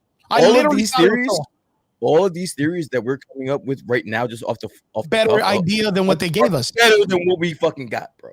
Bro, I literally thought because of the way Soul is acting, I thought he fucking killed all those bitches in an explosion. I thought he killed every one of them with an explosion. That's the discussion I've been having with my wife on this show. That with May and Ocean and the way they've been written and the way they're structured, I don't care about them. There's not enough character development. There's not enough commitment for me as a viewer to them to give a shit. The actress is doing great with what she has, but she got nothing. All the legwork you put in to develop these characters from episode 1 to 6, you just demolished. You demolished it in one episode. And I think that's why 100% every they last took the one. rating down. I think 100% they took the rating because they know they fucked it up. I 100% knew that. I thought they knew that was the weakest fucking episode they made. I've never seen. Usually, if you're watching a show and you're watching a series, you'll have one character that'll start being a little bit wonky, and you're like, I don't know what they're doing with that character. I've never seen a mass group up of even of the supporting characters suck, dude. The wife, bro, the fucking wife of the witch chick, out of nowhere. Yeah, out of nowhere. Just like, yeah, be a Sith, baby. Be evil. Go out there. Fuck them up. Kill them all. I'm like, bro, you're telling a 12-year-old, 10-year-old kid to go kill a bunch of grown-ass Jedis, and you're trying to protect your child? What are you doing? Like, what are you doing? There is a culture thing. I think the race is Zabrak. I can't remember the damn race's name. But the culture is a warrior culture. She wants to throw down no matter fucking what. That's what she's going to do. But Mike, I get that. I get it. No, it's not weak. I get it, but we didn't get that the entire series. Yeah, we didn't get that the other parts. Where Brian and I agree. Like, if there had been more context, it would have made more sense why she said, fuck them all. Like, if we had understood that her species is a people of fuck around and find out, we would have been cool with it. Is this story about opposites attract? Because, like, is that how these two ladies got? Mike thinks that there's no story, and I kind of agree with them. Because that was me episode 3, bro. I told you there was no story to this, dude. Yeah, I mean, now that I think about it, but I was like, now that I think about it, I don't know what the story is here, what the meaning of the show is. But whatever they were going for, they failed. That's what I do know. My biggest dick off, like, literally was from the last episode of the water scene, and like the one that I was just like, yeah, I'm fucking tired of this, dude. Like, was how fast it took May to be interested in the dark side with the helmet and OSHA. You mean OSHA? Yeah, whoever the fuck. I don't even give a shit anymore about their names, dude. Like the one girl that's supposed to be the ex-Jedi kid. The one that called this motherfucker out a bunch of time and was like, that's the dark side. Oh, and he's like, no, it's cool. Like, you just give into the lust and you give into this. And she's like, that's the dark side. Just calling him out on all this bullshit every time he mentions something. Every time Chris makes a specific scene, I want to make fun of him with his choice of words. His dick was off or something for the one scene where this dude was naked in the water. Yeah, straight up. And then it was all about lust. Like, what the hell? But it's so all right. So that was the same thing. All right. So that was the same thing. A hot guy. Mike, that was the same thing. That look. This guy is shaking it. He's nodding his head because he said the same shit. I'm gonna fight you guys. All right. Now, this was the one time. This is the one time where I got the writing. Like, the writing was kind of on key here. Okay. He was seducing OSHA. Mm-hmm. Yeah, he has his dick out, man. I mean, I know what else he's doing. He's not trying to tell about Jesus. I mean, of course it's seduction, man. What are you talking about? Like, that's not figuring it out, Brian. I want to hear this. Is it Brian finish? Well, there's a whole ass scene where she's pointing a lightsaber like a gun at him, and he's like, "You like what you see, or are like are you a vegetarian girl or what?" And she there's that Magneto effect Star Wars again. I don't know what the hell episodes he's watching, but he's watching something. Sometimes Mike, you just gotta let him go. She's just staring at it. Just like, look, man, you can't seduce me to the dark side. She's just eyeballing, fucking just focused. She's Dr. disrespecting it. You know what I mean? She's just in it, bro. But that's where I agree with Brian. That scene makes sense. A teenage woman that is with an attractive man. It would have been no different if it had been a young guy and Margot Robbie was naked trying to seduce him to go into the dark side. I mean, Elizabeth says it best. The dark side has cookies. I mean, I don't know how many thirst traps there are on TikTok at the moment because his arms. That is the best way to put it in layman's terms. Elizabeth said it. The dark side has cookies. So that's what it was. He was seducing her. That was a representation of the dark side seducing a Jedi. And they put that in a physical form, and I got it. That was some good writing. That, like I said, there were some things there that were great. that were good. All I'm gonna They say just is like when failed he in had his everything else. clothes on, he was shit at it, but when he had his clothes off, he was good at it. Is that what we're saying? Again. It was supposed to be representation of the dark side seducing a Jedi into the dark side. I get it. I get it. Because I was gonna say when Yeah, his other, even with you the hard know, ass line he gives her, where he says, "Why didn't they want you? You know, why do you still Yeah. consider yourself a Jedi? They didn't want you." You know, that's seduction. That's feeding into her anger and her. And you saw she it. I don't calls remember that which shit out episode when it he's, is, but he but calls, she Soul calls kind of that. tells her to come along with him. That, oh, you want me back in the order, and she jumps at it. You see that she still wants it, but she feels lost and betrayed. The I only thing think. that they didn't show in that scene of him like fucking buck ass naked was her licking her chops, bro. Like that's all they didn't fucking show. Because later on, when he's got his clothes on and he's sitting there and he's like, yeah, like you said, like, well, why didn't they want you and all this stuff? I mean, I'm cool. Like, you can always join me and be my Padawan. And she goes, that's the dark side. Like, she calls him out on his bullshit. But when his dingling's out, she's like, But again, I think this is we crossed these paths before. I think last episode that we had this conversation. Yeah, he said that, but it wasn't. No, she said that. She called him out like, "Oh, well, that's the dark side." But it was his response that is key. He was like, "Semantics. It's just semantics." Like that right there is the whole point of that exchange. It's not her acknowledging that he's explaining the dark side. It's him explaining, well, what does it matter? Opportunity or whatever, yeah. What does it matter? At the end of the day, what does it matter? I mean, what does it matter? That's I what just wiped out 8 of your fucking Jedis plus 2 people you actually liked, Semantics. and Semantics. Jackie or whatever. And that's because she Semantics. wanted to hook up with Jackie too. But He's but explaining. He explained. I am not supposed to be here. I'm not supposed to exist, only because of you and your little crew over there. So now what I'm going to do is I'm going to take out your whole. It's kind of justification. Like, it's smart. There is some good writing here, but it's not. I thought that line was really good. It's not flushed. Yeah. They just dropped the ball on everything else. Again, I can acknowledge where they failed, but I'm also going to acknowledge where they did do a good job. They did a good job there. That whole exchange with him being naked, everyone wants you to just say, "Hey, you know, why is he naked like this?" No, it's he's seducing her. He's trying to lure her in to the Ren or the Knights of Ren or the Sith or whatever the fuck he's a part of. He is luring her in, even in a physical form. A physical representation. It's the way the Twi'leks. Yeah, this is a good example. Yeah, this is a good example of where we see the writing fail. You know, where Manny Jacinto, as his stranger character, is seducing her with the idea of freedom. You know, and we see this really great character development, these really powerful words. I want to bring up something that my wife and I talk about quite a bit. You know, with the wife of the main witch. You know, her species is a warrior species, right? But why wasn't there writing that showcased that maybe this was just her personal personality? This is just her character trait, that she wanted to fight people. She was angry all the time.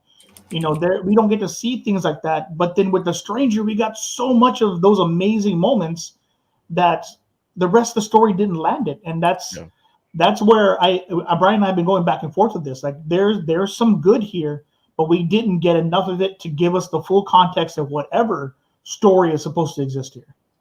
Yeah, that's a good point. How is it any different from Kylo Ren teasing Rey with the knowledge that she wanted? I mean, even before that, it was Palpatine teasing Anakin on how to fight death and all that other stuff. Like, that's the whole hubris or the whole idea is this story revolves more about Anakin because of the factor that he's like a Messiah character and he's the one that's supposed to bring balance because of his children and his offspring to the Force. But this story kind of like his being of a fatherless, only a mother birth is kind of cheapened by the idea that these witches were able to do it with not just one, but 2 moms kind of shit. Like, you know what I mean? Like, and not only 1 kid, but 2 kids. Like, you know what I mean? Like, of course we understand one of these kids is a light side and one of these kids is a dark side member because it's the split of the soul, the dichotomy of the balance or whatever. But May's character or Osha's character, the good one, the one that we thought was a light side, instantly, because of all of this stuff, fell right into the idea of the dark side. Just on the idea of the helmet causes or is a deprivation of or a sensory deprivation tank or whatever the fuck. Like, I have a question. I have a question. When the Jedi first showed, like when they went back, right, the night of the explosion, when they first went back and Soul and the Padawan were there, why didn't the witch just flat out say, "Yo, all right, she elected y'all, so here, take her"? Well, Apparently, like when the mom's dying, she's like, "I wanted to go with you guys, man. It would have been real." She cool said it on her like on her last breath, but why not just say that? Why not just say that from the jump? Like, here, take the little. She was pretty aggressive at the beginning of this. Let's just talk about the reality of the situation. If some asshole broke into my locked door in my house and started swinging their glowy sword, I'm not going to tell him my daughter wanted to go. Well, I'm not going to tell you that on my deathbed either. I'm not going to say that when my they didn't do that though. They didn't come swinging. If I'm dying and is letting them know that they fucked this up, I'd stick it to them. My last petty thing. This is Game of Thrones level of I want you to know it was me as I drink the poison. Okay. You know, these Jedi are supposed to be this amazingly high moral, you know, great human quality, personality quality people. That's what Chris says. And they fucked it up. They need to know. I want to ask you guys. I want to ask you guys how they fucked it up, and not becoming because of the apparent history or whatever the Jedi have. They fucked it up before they fucked it up before they even got there. Because as of right now, right, for everything that I've seen, agree in some part. Everything that I've seen so far in Star Wars is that only the Jedi and maybe the Republic, they are the only ones in the galaxy that think that they are higher than mighty. Everyone else has the trepidations. Everyone else thinks that they're full of shit. Everyone else. 10,000 years of other history about this stuff too. Force users. So like the Jedi are not there because they won a fucking football game. You know what I mean? They're not there because they got voted into it. These guys have they've weathered the test of time in this universe. 10,000 years of a war dealing with people that are all dark side users and fucking heavy Sith. And then we have to remember, for a period of time, the Jedi were the High Republic. Yeah. They were the politicians and rich people. They were the power structure. Yep. And I mean, I'll call out Elizabeth also. The Jedi aren't Vulcans. They're fallible. I mean, if we're going to do Star Trek stuff, the Vulcans are fallible as shit. Also, yeah, they're fallible as shit. They're super. I mean, the whole movie about him losing his fucking whole race. Yeah. When they were like, "Whoops! Well, whoever can make it to the boat, we don't need the mom though. Like, leave the mom behind. She ain't even one of us." Fucking Star Trek. We can do that too. So it's you know, and I don't understand. I'm gonna agree with you guys in the sense of like, when Soul was there and spotted the girls and the mom that just came out of a tree or whatever the fuck, he was like, "Oh shit, we were spying on him." And then they did the whole "you're spying on my kids." Miscommunications when the Jedi showed up. But Carrie-Anne Moss's character comes in, no weapons, no nothing, says, "Put your shit away. We ain't about this life." And the moment they walked in, they attacked Torben. They did. They attacked Torben without the knowledge of them knowing that they were there. The mom attacked Torben by getting into his mind and already trying to read him. She already got into his mind. Why the fuck are you here, Chris? Why are you at my crib, yo? You here, and now I find out you're here to take my fucking kids. They came in respectably. They came in. What does that mean? Respectably? Why are you here? Listen, where's the respect? Yeah, we are exiled. Dog, we are exiled. We picked this planet, or we are at this planet because we are exiled. By who? They're the Jedi. They're not exiled by the Jedi. We don't know that. We don't know that. All I know is that these witches felt as though they didn't feel like they were exiled. They found a place where they can just exist and live. Now all of a sudden you have these nosy ass fucking Jedi that not only are here unidentified, but now you scaled my fucking mountain. That wasn't the first time. They scaled the second time. I'm talking about the first visit. When they walked in, they introduced themselves. When they introduced themselves, they didn't scale in. They walked right in the front door. They may have walked to the front door, but they didn't introduce themselves. They interrupted a sacred rite. They only walked through the front door when the shit was popping. They already knew they were there. Soul scaled the fucking mountain the first time. He didn't go through the front door. He scaled it once. Then he went back and reported. Then the fucking Padawan said, "Oh, well, fuck it. Let's go kill him because I want to go home." So then they go back, scale it again. And then that's when fucking Carrie-Anne Moss was like, "Oh, they chased him and then walked through the front door." Well, I'm talking about the situation with Carrie Ann Moss because before that, no one knew That was there after was. they already did. That was after they already fucking. They scaled the wall. No, I get you. Yeah. Where Paul decided to make the decision to do that, which he wasn't caught doing it, so no one knew he was there. No one knew he was there. What I'm talking about is the first time that they showed up and they came to investigate and ask questions and explain who they are and what they're doing there. They opened up and they said exactly what they're doing. And in that opportunity, the main girl decided to enter the mind and use lust or whatever against Torben. Yeah, because fuck you. Yeah, pretty much. That's pretty you. much what the idea is, which goes down to the idea is just a bunch of miscommunication. Just a bunch of people miscommunicating each other. What the There fuck it is, Mike. on? That was there it is, Mike. That is the fucking moral of the story. Miscommunication. There you go. Miscommunication. That's 100% the message of the There story. you go. Miscommunication. Because explain to me any part of this that would not be miscommunication. I can't explain anything else besides that, so that's why I'm going with that. Yep. That's 100% of my Acolyte, the miscommunication. Yeah. Yeah, because we should have fucking talked this shit out before everything else went down. Yeah, because one, the Jedi were there on real business, looking for life on this planet. Two, the witches were there on another part of the planet, just trying to exist, minding their own business. The other one, Soul, goes to a certain part of the planet where he feels something going on, and he spots another life form. Then goes and investigates and follows to see where their homes would be. And then walks in and sees all of this weird shit. I think, like Brian says, scaling a wall made zero fucking sense to me. No. You already know where they live. You don't need to go anymore, bro. You don't need to look in the window. You know what I mean? So it's the fact that, again, I don't want to get lost in translation, but there is a significance when it comes to this specific Jedi soul wanting a Padawan. That bad, like too. That bad. That is not a Jedi move.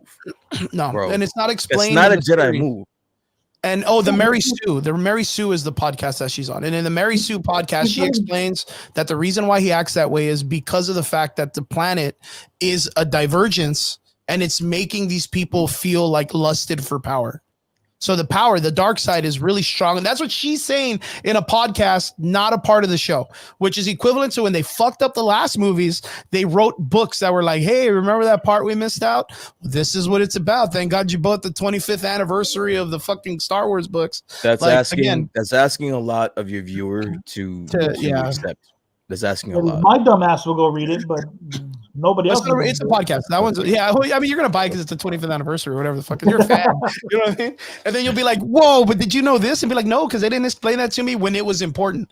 They didn't explain it to me when it was important. And that's the problem with this. It suffers from a lot of the new age Star Wars shit. So you're basically telling me that the reason why Soul broke character the entire series is because the planet was driving them crazy. Which is why Torben was very wanting to go home. Mike, did you get that at all?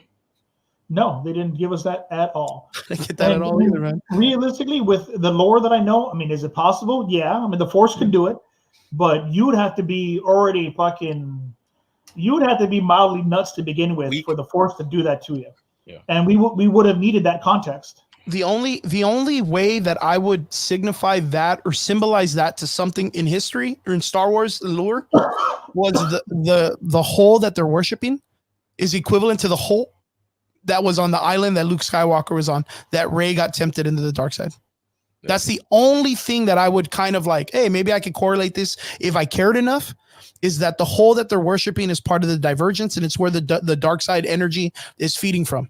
That's why they created camp around it. That's why they hold their seance around it. That's why the ritual is there, is because that's where the strongest part of the dark side is, which equivalent in The Force Awakens, Rey becomes acknowledging to in the island where she wants to get information or she wants to get some backstory to her history or whatever. That's the only thing that I would consider gives us some type of thing that the planet is bathed in dark side or anchored in dark side.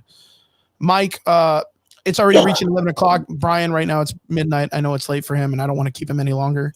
And Mike, I know you got things to do too. You have your kid, you got your wife, you got everything you need to take. Dinner, I got to eat. I got to take a shit. I don't know. I got to do a bunch of stuff. But Mike, I want to get your final closing statement. What you're expecting. The cake is a lie. Fucking perfect. Fucking perfect. Mike, I want to get your final statement since we have you on the show, it'd be good to have you next week. I would love to bring you on just for the sheer madness of what episode 8 is going to give us. If it fucking nails or if it doesn't. Yeah, if it nails, it's cool. It brings us something cool. If it doesn't, fuck, dude. I'd like to get your closing statement on what you feel about the show, where you think it could go, your theory on what's going to happen, and what you would like to happen. Because I know theory and want are two different things. My current state of this show is I do not know. I don't know what they do. There's no way to stick a landing with what we currently have. Nothing that makes sense. Do I want a landing to be stuck? Do I want something great to happen? 100%. I want to be totally wrong. I really do. But I don't know how they do it. I really don't. My theory is it should have been, like Brian said, that we're going to get this season ending and it was going to lead to a season 2, which was going to flesh out even more stuff. Maybe we get, Darth, Plagueis or Darth Venomous or something, but I don't see that happening now. It's the show's been attacked way too much. Even before we got the great episode 5, I don't know how we get. I don't know how we get to go further because the story deserves to be told. I just don't know what story they're telling me. That's a good point. That's a good point. Brian, what about you? Again, you're a person, you were digging the show for a little bit. Episode 7 was a fall off, but is there still a lot of content created? There's still a lot of information that's out there. What do you want to see for your final episode of the Acolyte Star Wars? What would you like to see? And then what are you theorizing? At this point, the only thing that I'm wishing is that what's the stranger's name? His name is what's his name? Quagmire? Yeah, Quagmire. Yeah. I hope that he makes it out of this season. That's okay. It. That's that's your hope, right? That's it. At this point, I've given up hope on everything else. If you allow me to hold on to the cool shit from this series, I'm good. If you take that away from me and have him die in this last episode, I'm like, I don't care. You're like, I'm gonna I don't care. I don't care. Yeah. I'm kind of in the same boat. That makes me want to ask you guys. I know we don't have a lot of time left. I don't really have time for it. But like, are you guys completely checked out about the twins? Yeah. I'm not sure I was ever committed, and that's the problem that I keep discussing with my wife. Her and I Star Wars nerd out and Star Trek nerd out quite a bit, and I don't know if they gave me enough for me to have cared to begin with. Okay. Yeah, that's a good point. I was in. I was into the story until probably episode 6, and then the water on the lake and all that shit. Yeah, I cared even less now after episode 7. Dude. And the whole episodes are about them. Like that's the main shit. You know what I mean? That's what's crazy as fuck. That's crazy as fuck when it comes to a story about people. Well, for me, now I just want to see more of that Sith. I want to see more of the stranger. That's it. For me, I think the only thing I've been checked out of this show for a while, and I don't want to be like the fucking Debbie Downer. I don't want to be out here fucking just shitting on it all the time. I'd rather just keep my mouth shut. You love it. Shut up. You love it. Dude, I don't like talking about like who are you talking about, bro? 100%. I don't like to shit on something I love. I love Star Wars. And I don't like to shit on it. Boba Fett was like the last straw for me, dude. Like, I don't want that. Mandalorian, I loved. Andor was cool. Like, you know what I mean? Like, they got good shit. Ahsoka, I mean, I could casually deal with. I just didn't like what they did with Ezra. Like, you know what I mean? Like, it was a real letdown with all that shit. But like, this one is like, man, dude, it's really hard. It's really fucking hard. They had an opportunity. I've talked about it, on the show that I talked about with Mike when we had him on the show a really long time ago to do a Star Wars episode. We had a sit down that was like a what if you would do if you had your opportunity. And we were just talking about all this cool random shit with all the people that were a part of our roundtable. And everybody had such great ideas for a show that would expand the Star Wars universe. And Leslie Hannity had that opportunity. And almost like the factor of like She-Hulk, instead of taking that and going, I'm going to make something great, she was like, I'm going to do something to piss off the fans, the ones that were the toxic people. And it's like, nah, dude, you can't say that because of the fact that they had it. They had every opportunity. They had $180 million to make these fucking show work every episode, which was way more than fucking, we were just talking about that, which was twice as much as what the fucking Game of Thrones show that's going on right now. And people love that fucking show. They had the money and the finances. You asked me this, like you told me this like 3 weeks ago, and then second week later, I don't see where that fucking money's going. This is like a money laundering thing, because there's no fucking way. There's no way. There's no way. And I'll counter that with I think that she had opportunity, but they gave her jet fuel to operate an electric car. Like Yeah. she had a bunch of stuff to work with, but there was no way to give the fans what they wanted because the fans don't know what the fuck they want. Thank you. All right, so I'm going to 1000% agree with Mike, and I'm going to disagree with you. I don't think that she set out to shit on the Star Wars fan base. I just think that the Star Wars fan base is so divided and toxic. Even if they got what they wanted, they wouldn't even know. I mean, divided and toxic as much as they want. They unified they unified all of them with Episode 7. So I don't know what you guys are talking about. What do you mean? Everybody hated Episode 7. Everybody across the board's like, this is bad. This is 100% bad. They unified everybody. They unified the entire fan base. Fan base has been divided, like you said. But what I'm saying is they shitted on the prequels. I've been on this show stating I love the prequels. I love the prequels too. And I was there in history when people shit on the prequels too, but it was just people just talking out of their ass. And they're still doing it. They didn't understand. They're still doing that. That's what I'm saying. Like you can't. But okay, so let me ask you: Are you going to compare the quality? Are you going to compare the quality of the originals, the prequels, to the last 3 movies? You're going to compare that, Chris? You can't say that they were talking out of their ass before, and they're just not talking out of their ass now. It's the same thing. That was still a closer opportunity to them having George Lucas help and be a part of the series, the person who created it. And then the prequels, like I said, it was a great understanding. Once you become more mature and you understand it's not a kid, that it's not a kid movie anymore. That was the cool thing about the precursors. Is the prequels were not children's movies. They were 100% not children. Children aren't gonna watch some fucking political shit. It was a matured movie dedicated to the fans that were adults now. And a lot of people didn't like it because it wasn't a Indiana Jones style, Goonie style adventure anymore. It was more diverse in the sense of politics. It was very, very turning in the sense of like the love story and all this stuff. We didn't get it. That's the problem, is people didn't get it. They didn't understand it. I got it. I can watch we understood the prequels were my trilogy. The prequels were my trilogy, like the OG. I remember you telling me. That's what I agree with Brian on, and I think that's the problem we have as Star Wars fans. The trilogies, when they come out, are meant for the generation that's there. The prequels were ours. Yeah, episode 1, 2, and 3 were ours. I love the Destroyer Droids and Droideka. I love the double-sided lightsaber. You know, I love that Jar Jar is an idiot, but he still wins a battle as a general. He's still fucking Jar Jar, yeah. He's Jar Jar. Yeah, you know, all that is great for me. I still live by the line, and that's how our republic dies, not with silence, but thunderous applause. Applause.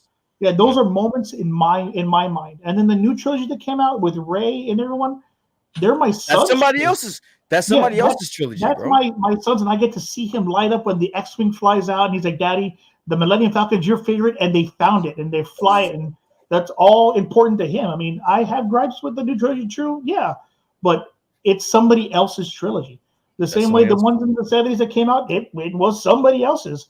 And we all have gripes and complaints that they re-edit it to make it for somebody else. But that's the reality of things. You know, I could give a shit that Greedo or Han shot first. But if you ask my older cousins, they'll fist fight me if I say that Han didn't shoot first. You know, I think that's the meta of it all. You know, we are, as Star Wars fans, hell-bent on they're all mine.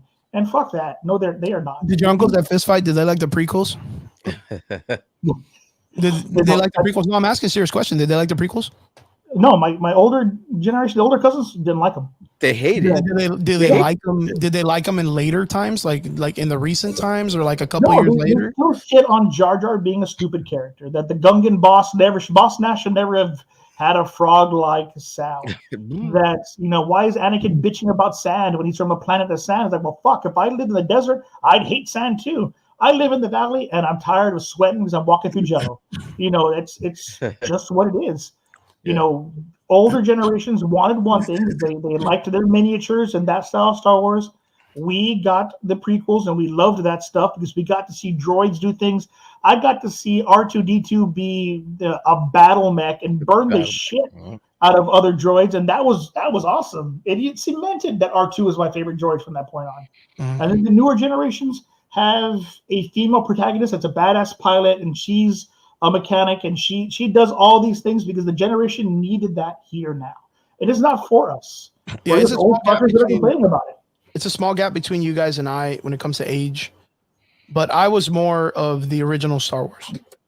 And the reason why is because by the time I became coherent, by the time I woke up in reality, my parents, we got to see Star Wars, and it was before the prequels and whatnot. But when the prequels came out, I didn't think very much of it. I just thought it was very hard to understand because I was too young understanding politics. And that was something that I wasn't used to. But the story, Anakin, Obi-Wan, Qui-Gon, Darth Maul, Ray Parks coming in doing some fucking B-twist when I was in karate, like they were amazing. It was amazing. That was the best part of it. Is like we know going into the prequels, this is how Darth Vader is made. Set up. Yeah, like, it's how it's set up. Like at the end of the day, we know that whatever happens in these next 3 movies is going to lead into Darth Vader becoming Darth Vader. Now, let me ask you, did you feel that the payoff at the end of those trilogies gave us what Darth Vader would become? I'm asking you. I just want to ask you in Episode 3? Yeah. Episode 3 to me is my favorite Star Wars movie. I'm sorry. Like to me, that's my favorite Star Wars movie. And yes, the payoff mattered. Yes. All I'm saying is across the board, I'm a fan of everything Star Wars. And I watch the cartoons, I watch the fucking kids shows, like I watch everything because I think it all correlates with each other in some way, which it does. I mean, the newer generation is starting to use a lot of the older cartoons and stuff like that to make it coherent. The last trilogy took our heroes and bastardized the main one. I mean, I think what happened with Leia in the film would casually be what would happen. Solo, I didn't like, but then again, you look at Han, you look at Harrison Ford wanting to kill Han Solo off in the very beginning, like we talked about earlier. That's kind of like where you wanted him to go. He didn't even want to be a part of the last trilogy. But you took someone like Luke Skywalker that we understand did one of the most craziest things in the story, and they really hurt his character in that movie. And they did it like with a reason. They just sacrificed his character. Didn't hurt his character. They established that Luke is a master that had no master. He had no master. Even Yoda gives him shit. I don't believe it anymore. They can't do that because that they burnt the sacred Jedi text, and Yoda shows up and is like, "Did you read the fucking things?" No. But the problem is they introduced Ahsoka Tano, and Ahsoka Tano was still alive during that time. He has a master, and then she's there when he's there when they make a whole establishment. Yeah, she left him. She's not a Jedi. Yeah, she's not a Jedi. But she's gonna help him. You watch. She's gonna help him create the fucking academy, which is right there as he's training Yoda. I have a question. Grogu. Sorry.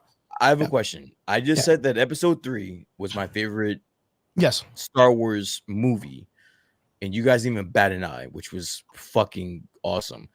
But now I have to ask. That was great. Yeah. I have to ask. What is your favorite episode? The last one, A New Hope, or what is it? I like the last one of the original trilogy. Or episode 4? Oh, Return of the Empire. Was it? What is it? What's episode Empire 4? Is the second one we got, so that's episode 5. Yeah, A New Hope is the original story. Then it was Return of the Jedi. No, it's A New Hope, Empire, Return of the Jedi. And Return of the Jedi. I like the last one, Return of the Jedi. Like Return of the Jedi. Yeah, because of the fact that it's just a good story. It gives you a great ending. You got your heroes, they get their medals, everyone looks sharp. Like it's just what it is. Care Bears rock the shit out of the you get some Care Bears, you get some crazy action. Like and Mike, Mike. Episode 1. It's my favorite. Real? Get the fuck out of here. I would have never have guessed. It's a great story. Get the fuck out of here. Yeah, because we get to see an era for the first time where the Jedi were at a height of power.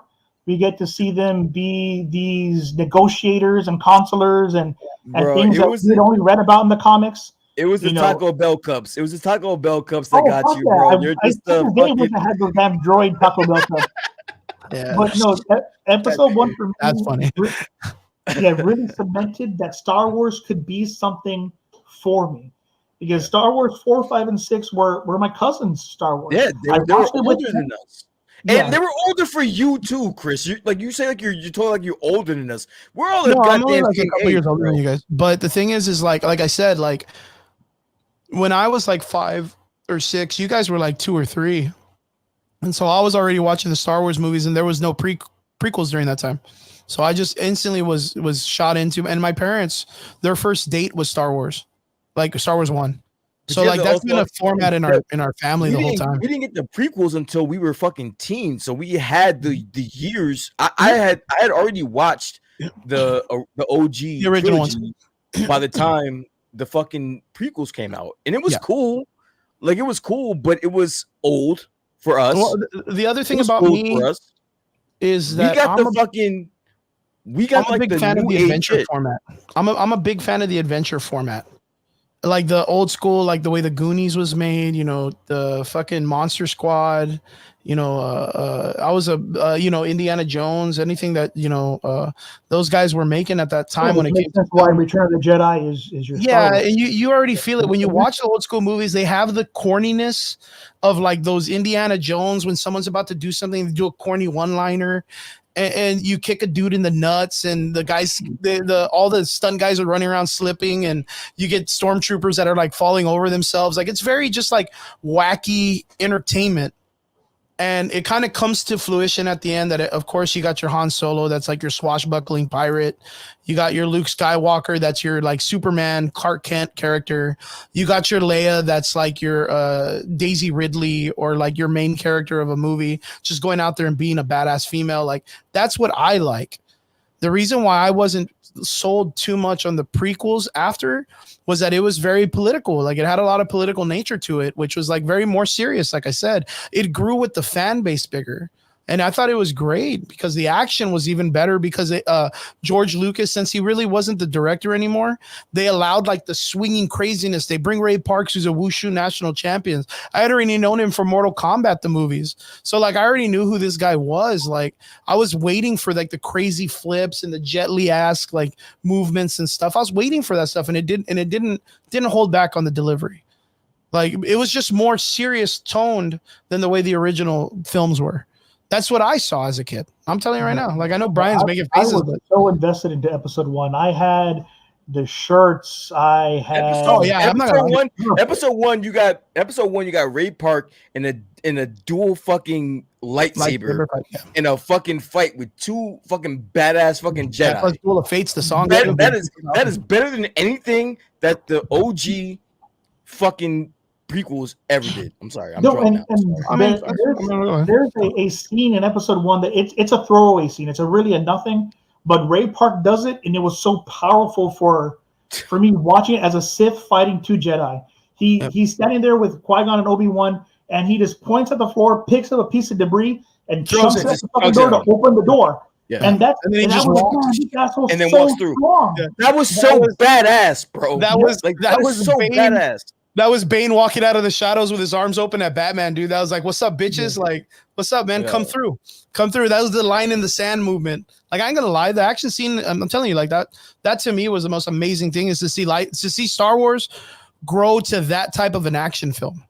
From when I was a kid watching the originals, like a Goonies movie with like the silly out of character squad doing silly adventures and going on silly things of, a tip of the fedora from fucking Han Solo and all that shit. And, fucking Luke kissing his sister or whatever the fuck. Like it was weird. It was just weird shit. Even the speed race, they're called speed races, right? Yeah, you got it. Yeah. Even the speed races, like the camera, the pod racers. The pod racers, even the pod racer scenes where we're following the pods in the canyons, bro, that to me was better than anything I had ever seen in the old school Star Wars. I was sold after that. But the banter between stuff is more important to me. You have worlds expanding. There's more shit going on than the war, and that's the reality of things. There might be shit going on a large scale. But people still live. They still go gamble. They still got to eat. There's still shit to do. Yeah. The world isn't the big war all the time. And something like pod racing was amazing. That's amazing. That's a sport. And then Jabba the Hutt is running it. Like, holy shit. He's running it. So you get like the oh shit fucking factor. Like, oh my God, there's a fucking Jabba the Hutt that's sponsoring the shit. I mean, not only that, too. There's an animal walking on his balcony. He just flicks it the fuck off. He doesn't care. Yeah. Like there was a mobster mentality to him that I got more from, and that's what I want in a story. I want the rest of the world. Well, not only that, I mean, right before the pod racer things happens is you get the silliness of the old Star Wars movies with all the banter of this like 8-year-old child arguing with like grown ass men that are racing cars. Like you get a lot of banter. Jar Jar's tongue, you know, he electrocutes himself and he shocks his tongue out and all this. You get a bunch of the Star Wars silliness. It's still there. It's still a kid's movie in some way. But like there's so much of like the political stuff that was real, like, man, dude, this is really serious stuff. And then the stuff that Anakin was going through as a character, you're not looking at Anakin and being like, wow, this guy is a bad guy in an old adventure movie. No, that motherfucker was like, he was going through some shit. He was going through some shit, straight up going through some shit. That was a very complex character when we were like fucking 15. You know, that was a complex. I was so surprised that episode 1 was my favorite. You know how old I am and the shit that I watched. Of course, I was in a. Yeah. I mean, I was a hardcore purist that I needed to be a new. Honestly, I've never heard of anyone say episode 1 ever. I've never heard that. Really? I've never episode 1. Yeah, episode 1. Yeah. I've heard people give their props to episode 1, but say that that's the best. Well, I mean, everybody, because it's like shit. Everybody's gonna go for like what episode 3, the Mustafar fight, all that shit, like all the adventure, Order 66. Like, it's not even the Mustafar. Like the Mustafar was the icing on the cake. Icing on the cake, yeah. That was the icing on the cake. Episode 3 is the culmination of everything that I was watching as my Star Wars. That was the culmination of everything. That was the culmination of everything. And Obi-Wan coming off the fucking ship, dude. And you were just like, holy fuck, dude. This is like, dude. That was it right there for me is when Obi-Wan walks off of the ship, walks off of Padme's ship in front of him, and he's like, you brought him here. He lost his shit, and that was it. And everybody in the audience that was there knew it was on. It was on 100%. We all knew. We were not expecting that fucking fight scene though, man. We knew at that point it was on. And we were gonna get Darth Vader after that, and that's what we got. That movie is the two amazing. lines that hit hardest for me in the Mustafar scene were right at the ass end of it, when Anakin's cut up and he's dragging and he's burning, and all he says, "Yeah, I hate you," and there's just such anger. You knew that was Vader, but it wasn't Anakin anymore. And then you see. At the end, you know, Palpatine creates Darth Vader, and he's like, and Padme, and he's like, well, in your rage and your anger, you killed her, and but the power that comes off him, you don't see it. Yeah. And it's James Earl Jones shouting, I'm like, fuck, like, man, I need more Star Wars now, and then we had to wait years. You guys are gonna hate me, but my favorite line in that whole thing was Padme saying, "Anakin, you're going down a path I cannot follow." Yeah, dude, that was the worst acted line in Star Wars history. I wouldn't step aside then. In my heart, it hurts. You're going down a path I cannot follow. I was like, Shakespeare? Fuck out of here, bitch. Like, read that better, man. That was a great line. I fucking love the delivery of that line. I'm sorry. I hate everyone that does not like the prequels. I'm sorry, bro. I don't hate you. It doesn't make sense, man. It's a great telling. I love the prequels, bro. That honestly extended the lifespan of Star Wars until now. Like that definitely gave them legs, bro. No new generations would give a shit. Star Wars would have faded away. You know, you would have had hardcore like my cousins who gave me my first Legends stories where Mira Jade was out there making babies with Luke Skywalker. Like I know that shit because the older generation gave it to me. But my Star Wars was episode 1, and it's my favorite for that because it was mine. Yeah, that's right. I guarantee they're gonna mess up Mary Jade. But the only reason why I asked all this stuff and started to bring it up was because of the factor that even with the newer films that had came out, the trilogy, I don't feel like the younger generation gets a lot of the love in the series that we got. Like it might be more based on, you know, the wow factor or like a character's look or an image, but like I don't think it has a lot of standing structure because I think a lot of the new age kids, if you showed them the older ones, they would instantly fall in love with like the prequels or maybe even the old school. Still got George Lucas, like the both of us. I mean, all three of us. No matter what we say is our best trilogy, we both got fucking George Lucas. Yeah, we had the Man, the Myth, Legend actually a part of it. Yeah, we got George Lucas.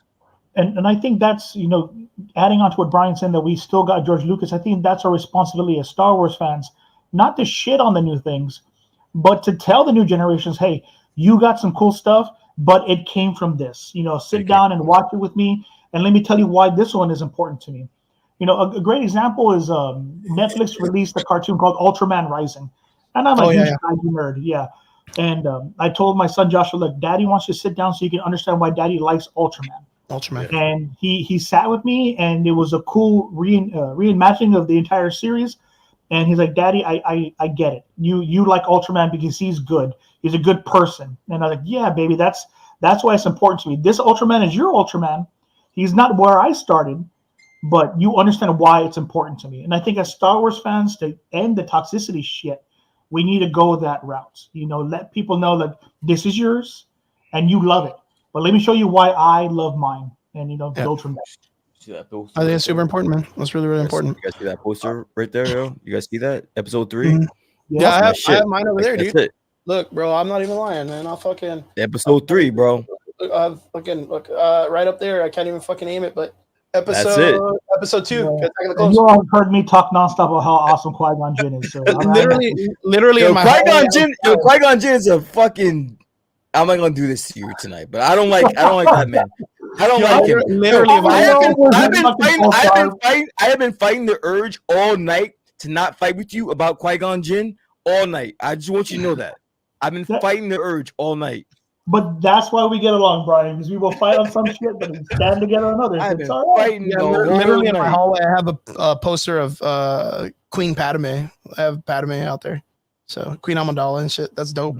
But yeah, boys. The Acolyte show for me, I think that what I'd really be looking forward to is Lord Plagueis came and just fucking demolished the twins and absorbed their power and was like, cool, I got some more knowledge that I can do my project with or whatever the fuck. Like, just something like in nature that's going to set us up into the next couple of years or whatever. Like, I'm not really too excited for the season finale. I'm not really like hyped.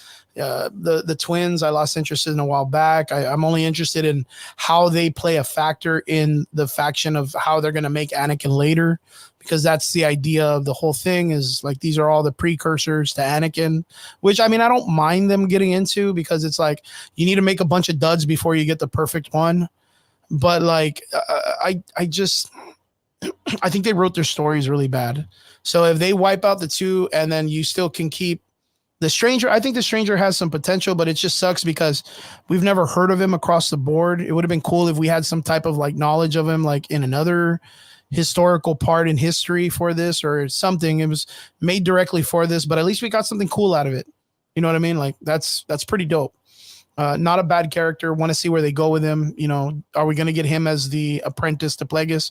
I doubt it. But like with the way Sith work is they do have an apprentice, but they'll now have a bunch of other like chess pieces that they use across the board. And maybe this guy goes off and then leaves Plagueis to create the Knights of Ren. maybe he leaves Plagueis to create the Knights of Ren, another faction of the dark side users based on what he saw with the queens or with the witches. You know what I mean? Maybe we get something like that across the board, and it deals with more about collecting attributes and things that were like Sith artifacts, and that's what the Knights of Ren do. Like they're like historians of the Sith. I'm still more excited for the Knights of Ren. I think that's been my biggest thing that I ever got out of the last movies, the last trilogy, is that I've always wanted something about the Knights of Ren. I think they're dope as fuck. And I want the Knights of Ren, and I told this before, I wanted the Knights of Ren to be the kids that were taken from the academy that Luke had created, that Kylo Ren had taken. And he created like another faction of Jedi that are another tribe or whatever.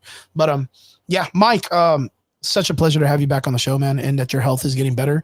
Can you let us know what's going on with you in the next couple of months? Any other cool events? You had PokeFest. You're out there doing some cool stuff, but what do we got coming up the pipe? Yeah, currently I am just recovering. We're slowing down on events. I am just trying to survive. I am now, though, officially a published author. I got a short story picked up for an anthology about dragons, so I'm excited for that. And I'll be posting about that on social media. So my first short story is coming out. It's a version of Hellboy situated in South Texas with a dragon instead of a demon. So that's kind of what I do with it. I have a few other short stories out as well. Hopefully I get them picked up. And then from there, we'll see where it goes. I got to get healthier. Yes, perfect. And writing is a good way to get healthy. You're just gonna sit there and write books. You know what I mean? So Do all my perfect. nerdy shit. Just do it for myself, though. Good. So how far along are you? Are you almost published out, or are you almost ready to be finished? Well, my first short story Person I is started running a book. published. I have three other short stories out. We'll see if they get picked up. One is a retelling of the ending of Dracula with Dr. Seward and how he survives after everything that happens with Dracula and what happens to him. And then I have something called the Jitters Jamboree, which is a horror story of a city or a village where the people every year gather for a parade of horrific things. And as long as you are innocent and you've done nothing wrong, then it's a very fun and joyous parade. But if you have committed some sin that the monsters deem sinful, then you die a horrible death on the street while everybody else is laughing and enjoying themselves. Oh, it sounds like Spirited Away. where if someone wanted to pick this up, where can they find it? Once the books get published and I get picked up, I'll let you guys know what books they are. Then I have a contractual obligation where I can't release anything on a blog until 2 weeks after. So I'll start making an author website and all that jazz. Because I just got my first shit published, so I can't release anything just yet. All right. So everybody just be on the lookout for it. Yeah. What can you say the title? Is the title too early, or is it? The first book is called Dragon Dreams. Yeah, the cover is already out. Shared on Instagram and all that jazz, and yeah, I'm super excited. Excellent, Mike. Good to hear, man. Well, when you come on the show next time, I told you I wanted to bring you on next week because do or die, whatever the fucking Acolyte brings us, like we're gonna come on this show and we're gonna really like, okay, this is what they decided to go with. Like this is the full story. Like let's I don't know. I don't even know how to end that sentence. I think we might have blown our load with fucking Mike tonight, bro, because we kind of. No, I mean, I depends on how healthy I am fucking next week, but yeah, I'm down as long as I survive. I was gonna say like it's cool to get him the week before because there's still like some type of like hope. You know what I mean? Like there's some type of Star Wars hope. Bring me on crying what you guys want. But if they fuck up so bad, dude, when we come on the show next week, it's gonna be like, damn. I'm kind of hoping for it. Like if they fuck up really bad, Mike has to show up. Like he has to show up because he has to at that point. It's either if it's a fucking drop, like you got to come on, Mike, because I want to hear you be like, they fucked us. They fucked us. The next episode is you attach the heart monitor in the fucking hospital is what's going to be in. Yeah, and if they fucking landed and you're like, hey, that was really good. Like, well, they really held out for the end, man. They didn't fuck us. You know what I mean? Like, that it would be really good, man, to bring you on. So okay, that's the thing, Mike. So you got to be prepared. If it's good, then we can come on and praise it, and I'll come on and praise it with you guys because I'll be right there with my little, yeah, you made it at the end or whatever. I'll get a little flag that's like, yeah, you landed, bitch. Like, you know what I mean? Like, but if it's a fail, man, I'll be right there with you. Who are you talking to? You do not own a flag. You have never owned a flag ever. I'm gonna make a little sign. Where are you miraculously getting this flag from, bro? I don't know. I'm gonna paint it out. I'm gonna say it was good, but it wasn't Return of the Jedi. Yeah.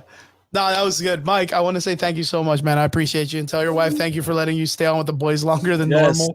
Yeah, tell her thank you. I know you guys are tired from the event. I appreciate you guys. Hope you guys are good. You guys be good. Thanks, Brian. Sorry. Fucking what a great conversation, man. What a great fucking day. What a great day. Brian, what do you got planned for this week, man? What do you got going on? Just work? Nothing much. Just work, man, and just hang out. Yeah. How about yourself? This week I got a couple meetings, man. We got I told you we got a couple of people in the studio that are coming through that are like, hey, we want to do music videos. We're about to write a contract. Apparently about $700 a music video. We got 5 videos on contract. Nice. So that's kind of nice. And you know, Mike talking about it, we talked about it last week. We're starting the script for the film that we're doing, a horror film that we're going to be kind of producing and doing, and we're going to be putting the script down this coming week. We already did our storyboarding and breaking down the story and all that stuff, so we're going to get right on business.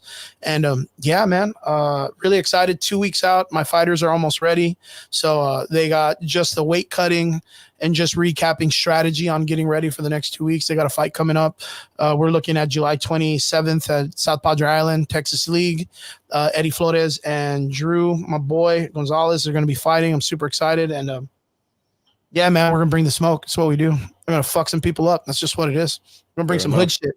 gonna bring some hood shit. So. Spiders will be in the ring, and Chris will be out there boxing sharks in the ocean. I'll be talking shit. I'm gonna be talking shit to everybody. I'll be talking shit. I'll be like, "Fuck you." It's like the ring girl's just like, "What did I do?" or whatever. Yeah, be like, "Fuck you, stupid fucking asshole." Or whatever. Now, but yeah, everybody, I want to say thank you so much for everybody that tuned in and checking out with us and stayed super late. We appreciate every one of you. To all our extraordinary listeners, we hope you guys have a good week. We hope you're safe. We hope you're doing your good things. And yeah, don't forget to follow, like, subscribe, tell your friends about us, tell your girlfriends, tell everybody. We're coming for you. We're coming for all of you.